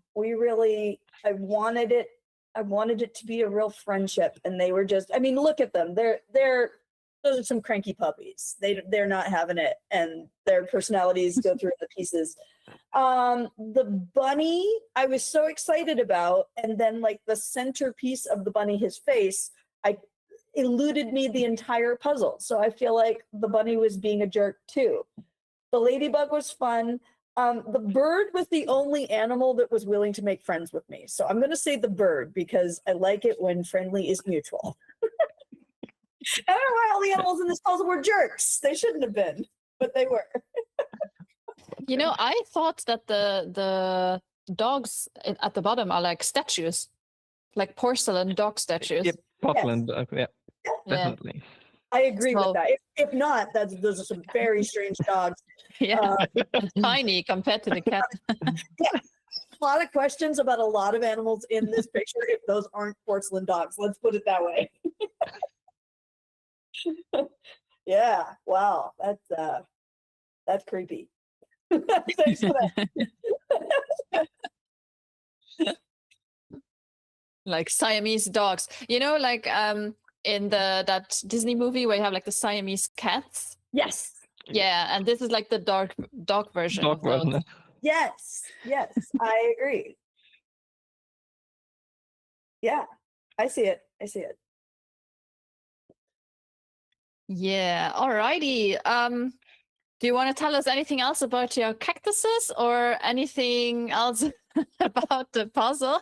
Because otherwise we'll let you go and enjoy the rest of your I'm guessing it's like 3 p.m. where you are. Is that Yeah. Well, pretty much great. right off the coast. Nice.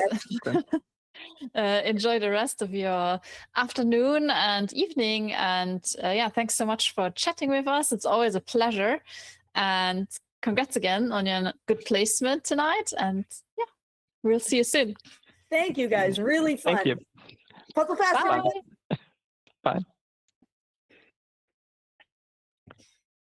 Yes. So that was really fun, and all the cactuses to see, and what fun cactuses they have. Yeah, for some reason I didn't expect the eyes that were like this, like on the. Yeah. Those were great. Yeah. In the meantime, we had quite a lot of finishers. So we have 52 out of 84 finishers. So like 2/3 there, and we have about like 37, 36. Yeah, 36 minutes left in this, so just a little bit over half an hour. Just on my screen, I can see quite a few people who I know are definitely going to finish very soon. You know, like we have observed, most people will be finishing with the window. So we can see all those people that are like working their way through the window, which like Laura is so close to finishing. Katharina's almost there. Lila looks like she's also very, very close, like only working on the window at this point. And some green pieces she has also. Yeah, but those should go in like relatively into the window, easily now. And also, you know, once you only have that, then you kind of know where they should be going. So yeah, I'll see. She'll be finishing soon. Who is this? I don't see that person on my screen that Michelle has in the bottom.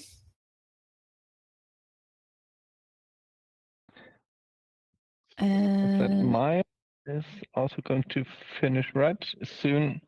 Yeah. Yeah, maybe 10 pieces. She has pieces on their puzzle, and that's tricky, but yeah, maybe 10 to 15 pieces for Maya, and that's looking really good.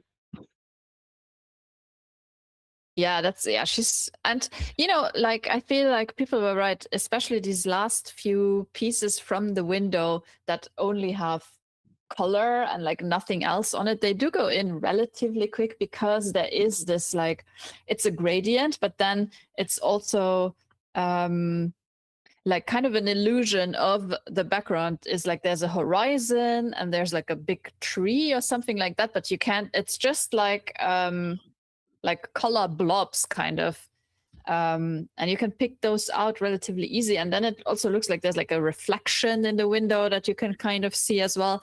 So that's the area where most people are finishing the puzzle, but it's not an impossible, you know, like one color type situation that we're dealing with here. So yeah, I'm excited to see people finishing. And you know, if you're aiming to go under the 90 minutes, because that's the time that we have for worlds, you still have 3 minutes to go. So everyone who has now just like the last 10 pieces, you can still do it in the 90 minutes. Go. So yeah, we will see a finish or two in the 90 minute mark. Yeah.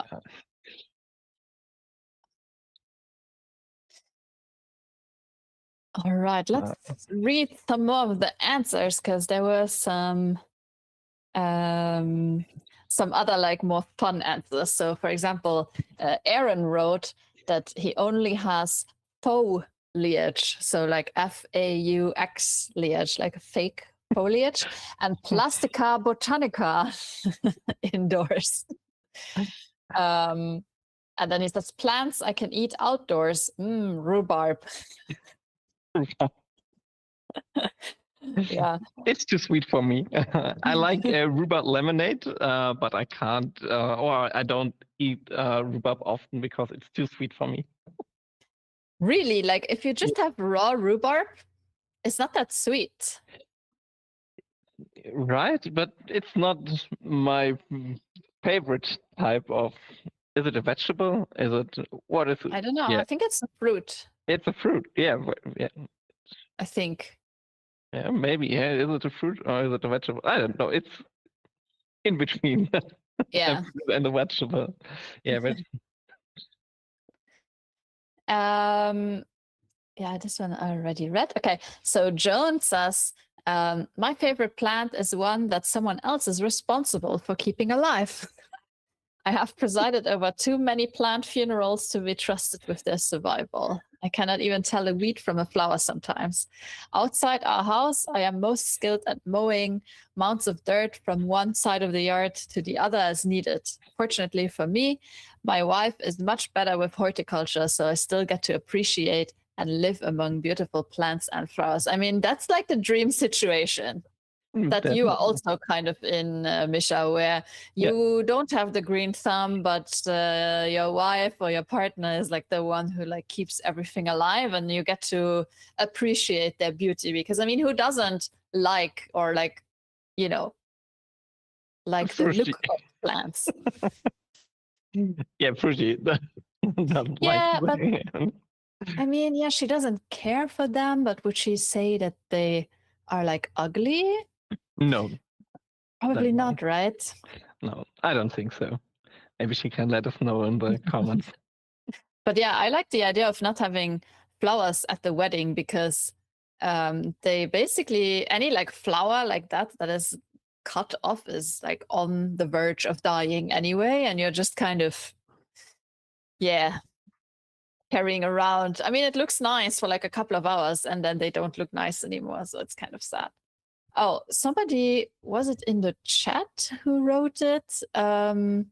Somebody said that they were working at a company that, like, here, I work for a large nursery growing millions of plants for the retail market in the UK, but don't have a garden myself.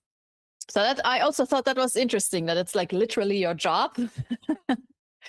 But then you don't have a garden at home, or like you don't have flowers or plants at home, which I also think is interesting. Yeah, but when you do it the whole day, but no, not it's not every time. I was working as in the kitchen at some point when I studied, and I also like cooking at home then when I come home and so on. So yeah, but sometimes it's when you're working all the day with flowers, maybe then you don't need a garden or flowers at your house, and you just have other things you focus on then. Mm-hmm. Yeah, let's say Victor, he wasn't here for the interview, but he left us a comment about the plants. And he said, my parents' house has always been a jungle in a positive sense of the word. And I always had my small carnivorous plant on the side. Now I only have a parsley in my apartment. I mean, yeah, I remember, now that I read this, I remember as a kid, I also had one of those like fly trapping plants when I was a kid.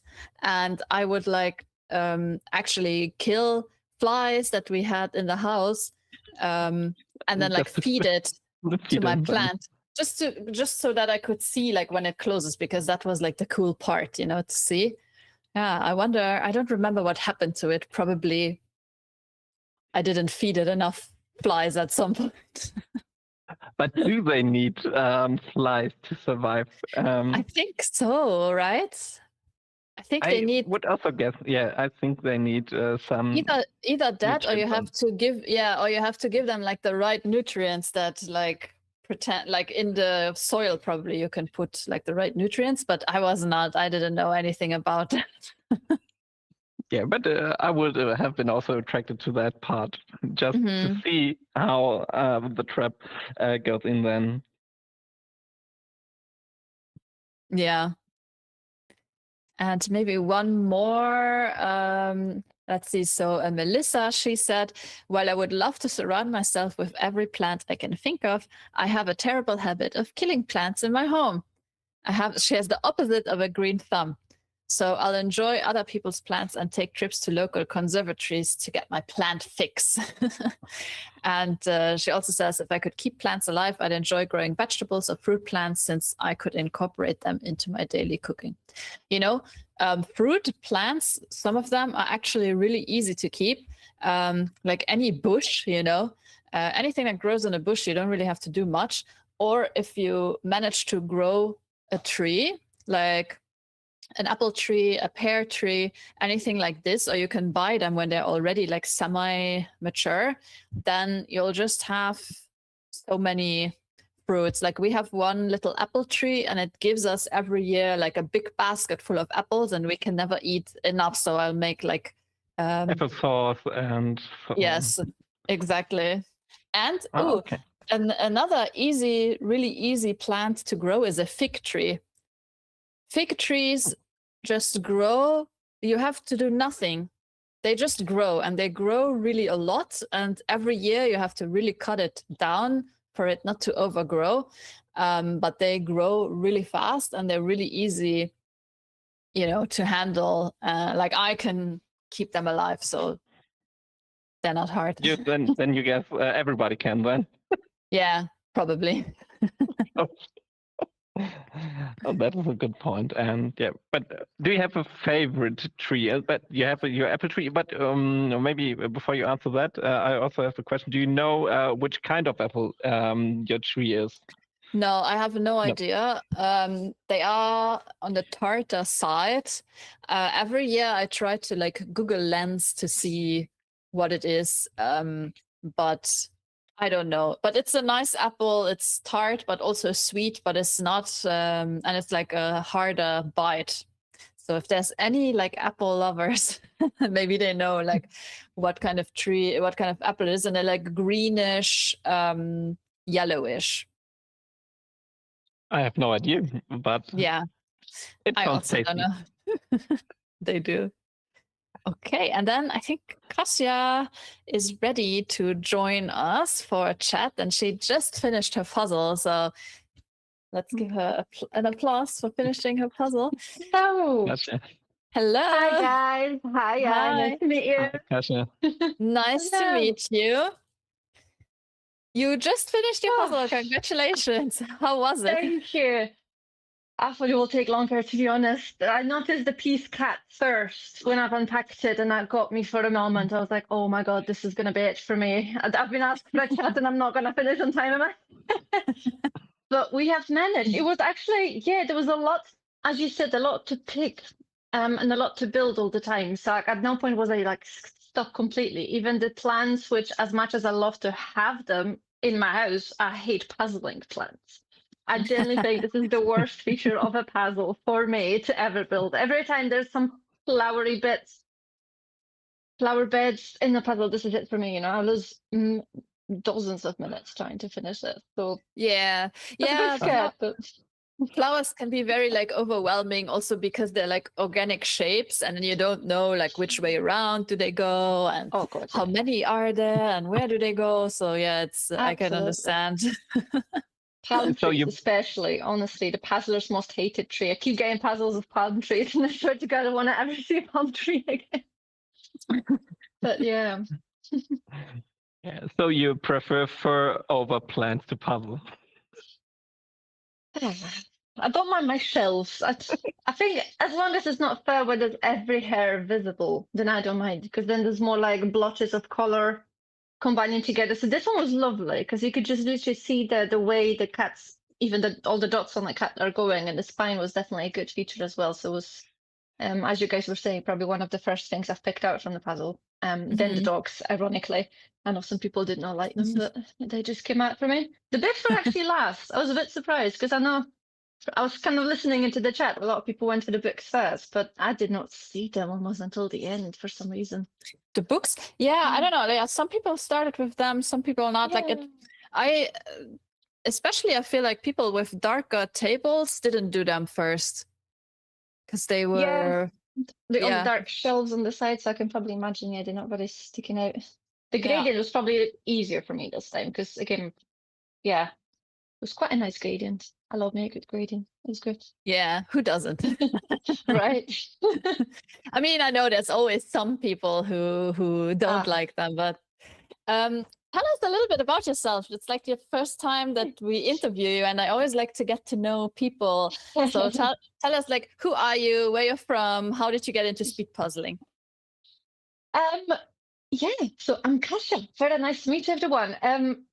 I'm just a beginner puzzler, a slow speed puzzler, as we say. So I've lost puzzling probably all this time, but it used to be kind of like a more of a theme of a puzzle and wine session with a friend of mine, So I would always handle the charity shops for the like 1,000 piece counts, do them over a bottle of wine, whatnot, and then with a friend of mine, we did last year this 12,000 piece creation of Adam puzzle, and it became like just such a massive social gathering thing. So I would just gather all the friends, get a soup night going, brew a massive pot of soup, and just puzzle away. And somehow he found out about the Cardiff competition that was in February earlier this year.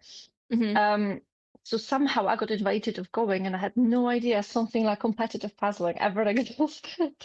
No idea. So we kind of just put in. I only found out like 2 weeks before that. Got some holiday from work, went to Cardiff, fell in love. So I'm really into this since February this year. So I'm still definitely on the slower side. There's some competitions I just don't make on time. Some of them do. This is probably one of my better times, so I'm well pleased. Now my whole house is covered in puzzles, to the dismay of my poor flatmate, has to kind of step over them. They're everywhere. Well, welcome to the cult that is speed puzzling. I love it. How did you find out about the speed puzzle online competitions? Very much on Cardiff. There was one person that I shared the name. There was another Kasia there that I remember we kind of just approached because she had just really cool trousers on. And that was it. We just started talking, and she's mentioned the online competitions. I was like, they do it online? Like, how? How? Just kind of Googled that, and there was like all the websites, like the Puzzle Guys Online EJJs, the two of them that I found. I was like, no way! Like, you just put the camera on, and so that just opened up the whole. Because I live in Edinburgh just now. Like, I'm Polish, but I live in Edinburgh, and I feel in Scotland so much up north. There's not really that much in-person events going on. So I think the speed puzzling online is pretty much like the only thing to keep me going competitively, because I feel I perform better in competitive setting for sure. Practicing on my own at home is not the same. Well, that's a good sign for you, because some people don't. They say like, competitions, I get too nervous and then I perform worse. But if you perform better in competitions, I would say stick with it.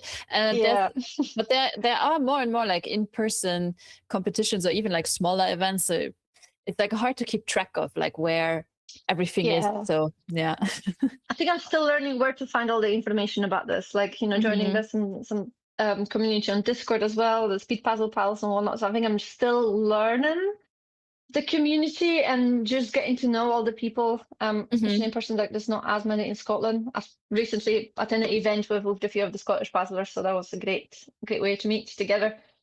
But so there's just so much to do, and I'd love to attend more. Meet more people in person, because I'm just a newbie here. Everyone seems to know each other at some point, but just the fact that I join into this event and I can listen into the commentary and I recognize the names is already like, okay, I'm becoming one of those. That's fine. I'll be a pro in no time.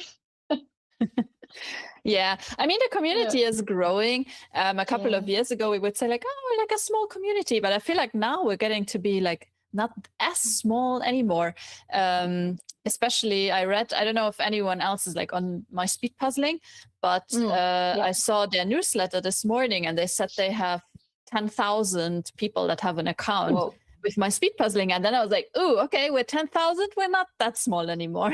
There's a lot. So it doesn't feel small. Sorry, No. Not anymore. Like 3 years ago, we were struggling to find any competition other than worlds, really. All right. And now we have, especially in the spring, there's like national competition after national competition, even sometimes in the same weekend. And then there's the marathons that you can go to, and Yeah. it's happening. You know, we're there. We're finally there. And smaller local competitions and other puzzle events. Yeah. That's all around. Yeah, and like local associations being formed, which helps also have more competitions happening. But I was going to ask you about the puzzle. So you already said, you went for like the cat, but like, what then? The dreaded vases, actually. The pottery. Okay. I don't know why it's straight away that was my next go-to, because I think the patterns of each of the vases was different. So it was quite easy to pick up. I think the one of the little dots in the corner was definitely the first, and then this dark blue. So like for kind of like a bottom up almost, because you could tell the pattern, which I think because I couldn't really see the books, and obviously the flowers are not my go-to in terms of puzzle. The vases were kind of like a to-go-to to create these little islands, and then they started connect to the other things. So the undisputed vases was somehow my next step. And then there was this deep green plant that's just at the bottom with the little white dots, because that was just very different kind of green from everything else. So that was my next step after that, kind of linking to the vases, and then it was just going up from that. Yeah. Yeah. And I've really enjoyed the vases. They really didn't give me as much trouble as I feared. For sure. I think the plant in the middle, the orchids, the greenery of that was actually something that I found more of a difficulty with. But, yeah, like the leaves of the... Yeah. Yeah. Because even the gradient, that just kind of fitted itself in. I didn't really have to look hard. It was just kind of, you pick a piece and you just know in which section it goes to. Once I had like a little bit of an outline and a few islands. So that was pretty, intuitive, I would say. Yeah, maybe a trick with the leaves of the orchids is that they, for people who are maybe still puzzling and wondering if there's anything else they could look at, there's these like black lines that go through it, and they can be a good orientation just to get. And if you have those kinds of then you can just, if it's still hard for you, you can just do the other ones by like piece shape, basically. Yeah, that's true. Yeah. And the black lines help. Sorry, go on, please. No, that was just to agree. Like the black lines definitely helped. Is the ones in the middle I found hard to even find the orientation of where the lighter green to the darker green should go. So that was a bit tricky. But that was the last plant I did. But the other leaves as well, just like the vases, they all had their own little texture and patterns. So the little dotty ones in the upper corner as well were quite easy to do. But yeah, sorry, Michelle. Yeah. No problem. Do you do often larger piece counts? Well, not larger piece count, but larger piece puzzles. So do you like them? Yeah, I think 1K is usually my average that I'm doing, but I'm definitely getting more into the bigger ones, because I've recently met Vicky from Vicky Makes and Builds channel. She's quite a popular YouTuber from Scotland, and she's recently made this puzzle camp that was a 42,000 Educa puzzle from around the world. So we did that over the 2 weeks, kind of like a puzzle camp marathon thing. So I just got absolutely sucked into it. So I think I have a lot of big camps, but we do them more as a kind of social gathering project rather than on my own. So together with that friend of mine, we do kind of host. Well, he's got a bigger flat, so he tends to host it, and I tend to just take, call in sick to work and show up whenever. And then you can join and puzzle. Yeah, absolutely. So I'm a bit intimidated doing it myself. I have a few 2 and 3Ks that I've bought recently that I want to kind of attempt on my own, and I'm just really curious of how these are going to go. But yeah. And did you like the larger pieces and today than over the regular pieces? Do you know what, Michelle? I don't know how to answer. In a way, I thought when I was signing up to this initially, and quite some time ago, I thought the larger pieces surely is going to be easier because it'd be more visible. But I think because I'm so used to doing standard shape, standard size, I was just so thrown off from the sizing. Like you said about doing the frame first to even like find the anchor, like I did struggle to kind of locate things. Like my cat was definitely completely off the charts until I noticed where it connects. Definitely. I think there was a larger piece of puzzle recently, which was like a big circle. Oh my God, I did not finish that on time. Nowhere near. So I think for circular puzzles especially, that would be a trouble, because I think circulars already feel so much bigger than a square for some reason. But yeah, I'm very surprised of how massive this turned out to be for just a 500. So definitely space management was difficult. I just segregated all the colors to the trays and literally took them off the table. I was like, let me just work with one at a time. Yeah. I thought also that this would be something that, would be a struggle for some of the people, especially if you're not prepared for it to be that big, because it is pretty much the size of a 1,000-piece puzzle, and you have to approach it a little bit differently when it comes to space management than a regular 500-piece puzzle, which is why we see Marie Nielsen is still puzzling on the floor. I feel really bad for her. I feel for them, to be honest. For back, I mean, I know how I would be feeling if I was puzzling like this, but she's like sitting on the puzzle almost to finish this top part off. But I'm rooting for her. Let's go. Yeah, I can see that as well. But it's quite right, because even normally I stand, like I'm seated to do it on the table that I do for the competitions, but I've just had to stand up at some point because it's portrait as well. So the top of the puzzle was so far away from me. I did not see it with the angle of it. So I can imagine why the floor even might be in a way more comfortable to see everything when it's puzzling. Yeah. We've seen a few people doing it in horizontal mode.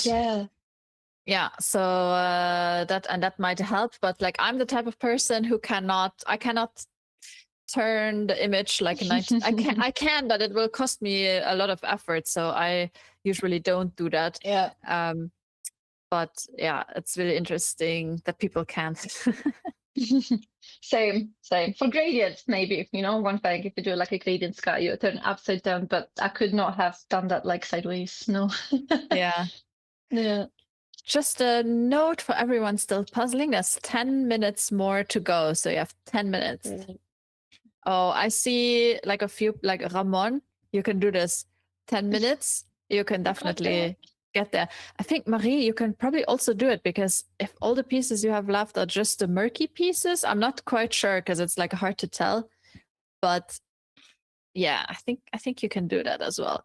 So anyway, and every piece counts, Every piece counts. You can do it, but it could be tricky. The color of the ground is like the black color, but you can do it, Mary. We fingers crossed that you can finish the puzzle. Yeah. You got this. Yeah. So Kasia, you said you are mostly doing. So you're doing like bigger sized puzzles with your friends, and then, but now that you're into speed puzzling, I assume you're also practicing more. What is like your favorite like style of puzzle that you go for? I think the one that I'm not for speed puzzling, I do like a fine art puzzles, because I generally treat them more like an art to hang on the wall if I find like a nice little piece. So any like famous paintings, maybe not even famous, but just something beautiful that just sticks out. Like I love doing that. For speed puzzling, however, I think something like in the similar side to this. So I like when there's like few different elements with sharp lines on them. Nothing worse than speed puzzling a painting. That's actually probably the opposite, with all the blurry lines and whatnot. But I think I really like landscapes. Like I think I've practiced doing sky so much because I dreaded the sky so much that I think now it's become like my strong suit at this point. So I do like a nice landscape, not a photograph itself, but maybe something like kind of painted or with some kind of like a special effect. But yeah, I'm definitely not a busy puzzle for speed puzzling. I struggle to see, and I cannot sort for the life of me if it's a busy puzzle with many different colors splattered around it. So. Yeah, I want to practice more round ones because I find it difficult to get my hands on them from like charity shops. I like to buy them. I don't like to buy a puzzle new. Yeah. what kind of puzzles do you find in Scotland? Because yeah, I know like kind of is it like similar to just the UK or is it different? It's all part of the same, like UK in total. So I pretty much live of vintage. I think this is called an addiction now. Instead of scrolling Instagram, now I'm scrolling vintage. It's a very dangerous thing. Yeah. So do you like what brand do you do? Because I know they have a lot of Gibsons in the UK and maybe not so many Ravensburgers. I'm not sure. Quite a lot of Ravensburgers. There's loads because I think there's so many speed puzzlers in UK. They just fluctuate everywhere. So Ravensburgers and Clementonis, I think, are the most popular ones you can find.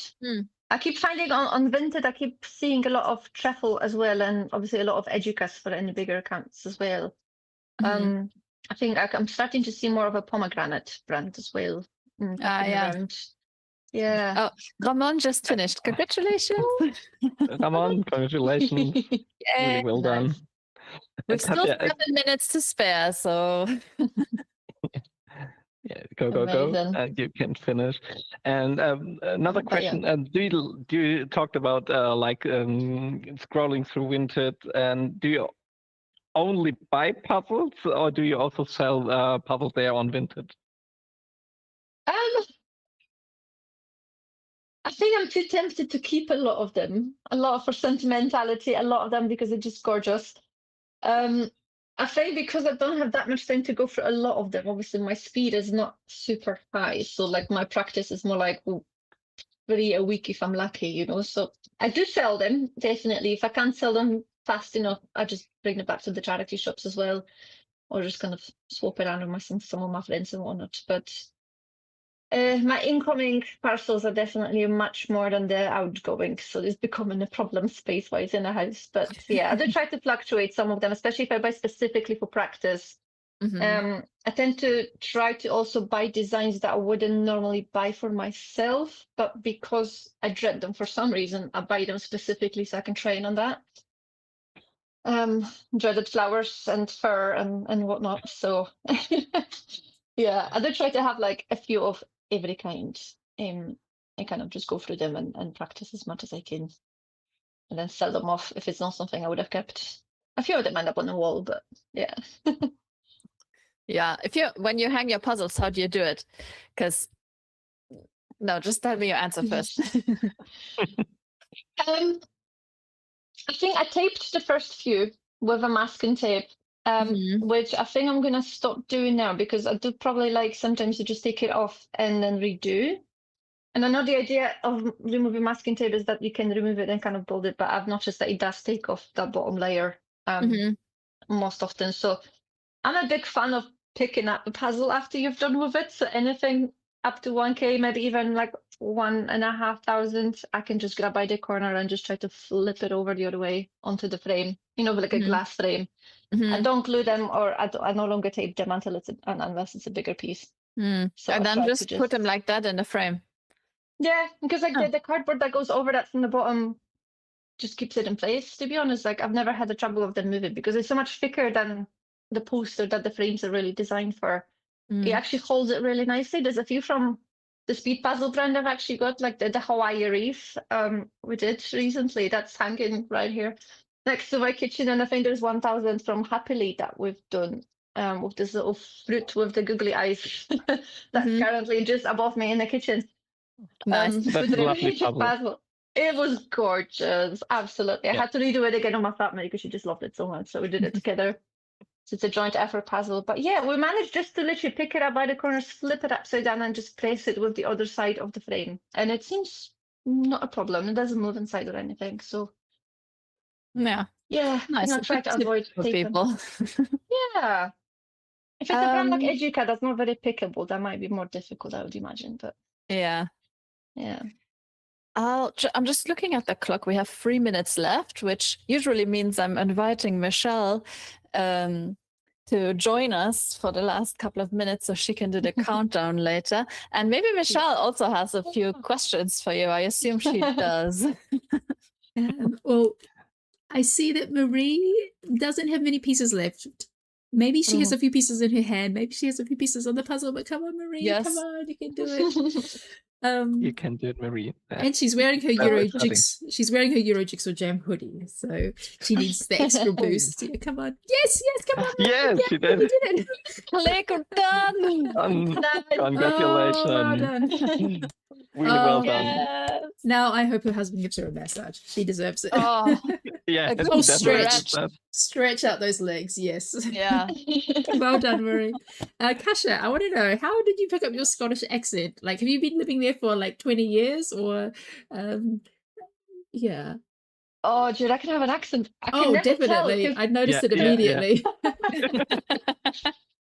I think because of my work, but to be fair, I've lived in UK 12 years, if not 13 now. I think it's coming around to 13, and about since 2022 in Scotland. But I've always had a little tendency of picking up accents. I don't know why. I think my high school in Poland was very language oriented. Like I've done, I think, like 6 languages learning at some point, and the accent was always the first thing I liked to pick up on because I always wanted to blend in and pretend I'm not from Poland. I don't want people to know I'm from Poland. So yeah, I'll take it. I never hear myself, so it's I always think like I've got such a bad accent. So I'm really glad to hear Oh, that. I it's can take it really out the door. charming. It's really nice, and it's kind of mixed in with the Polish. But look, Lotte is about to finish. Come on, Lotte. Lotta, you can do it. Awesome. Last piece. Yes, Yay. you did it. Yay. Yay. Congratulations, Lotta. Amazing. Yay, good job. Amazing. So we've got 45 seconds left. So just in the nick of time, Lotte and Marie, and they deserve a really good break after that. Yes. So, Sammy's doing a great job there on the window, and Sue working on. Yeah, I mean, she's actually done a lot of the window. Interesting. So she's done more of the window. Other people left it towards the end. Yeah, I So- think she was gravitated towards the orchids.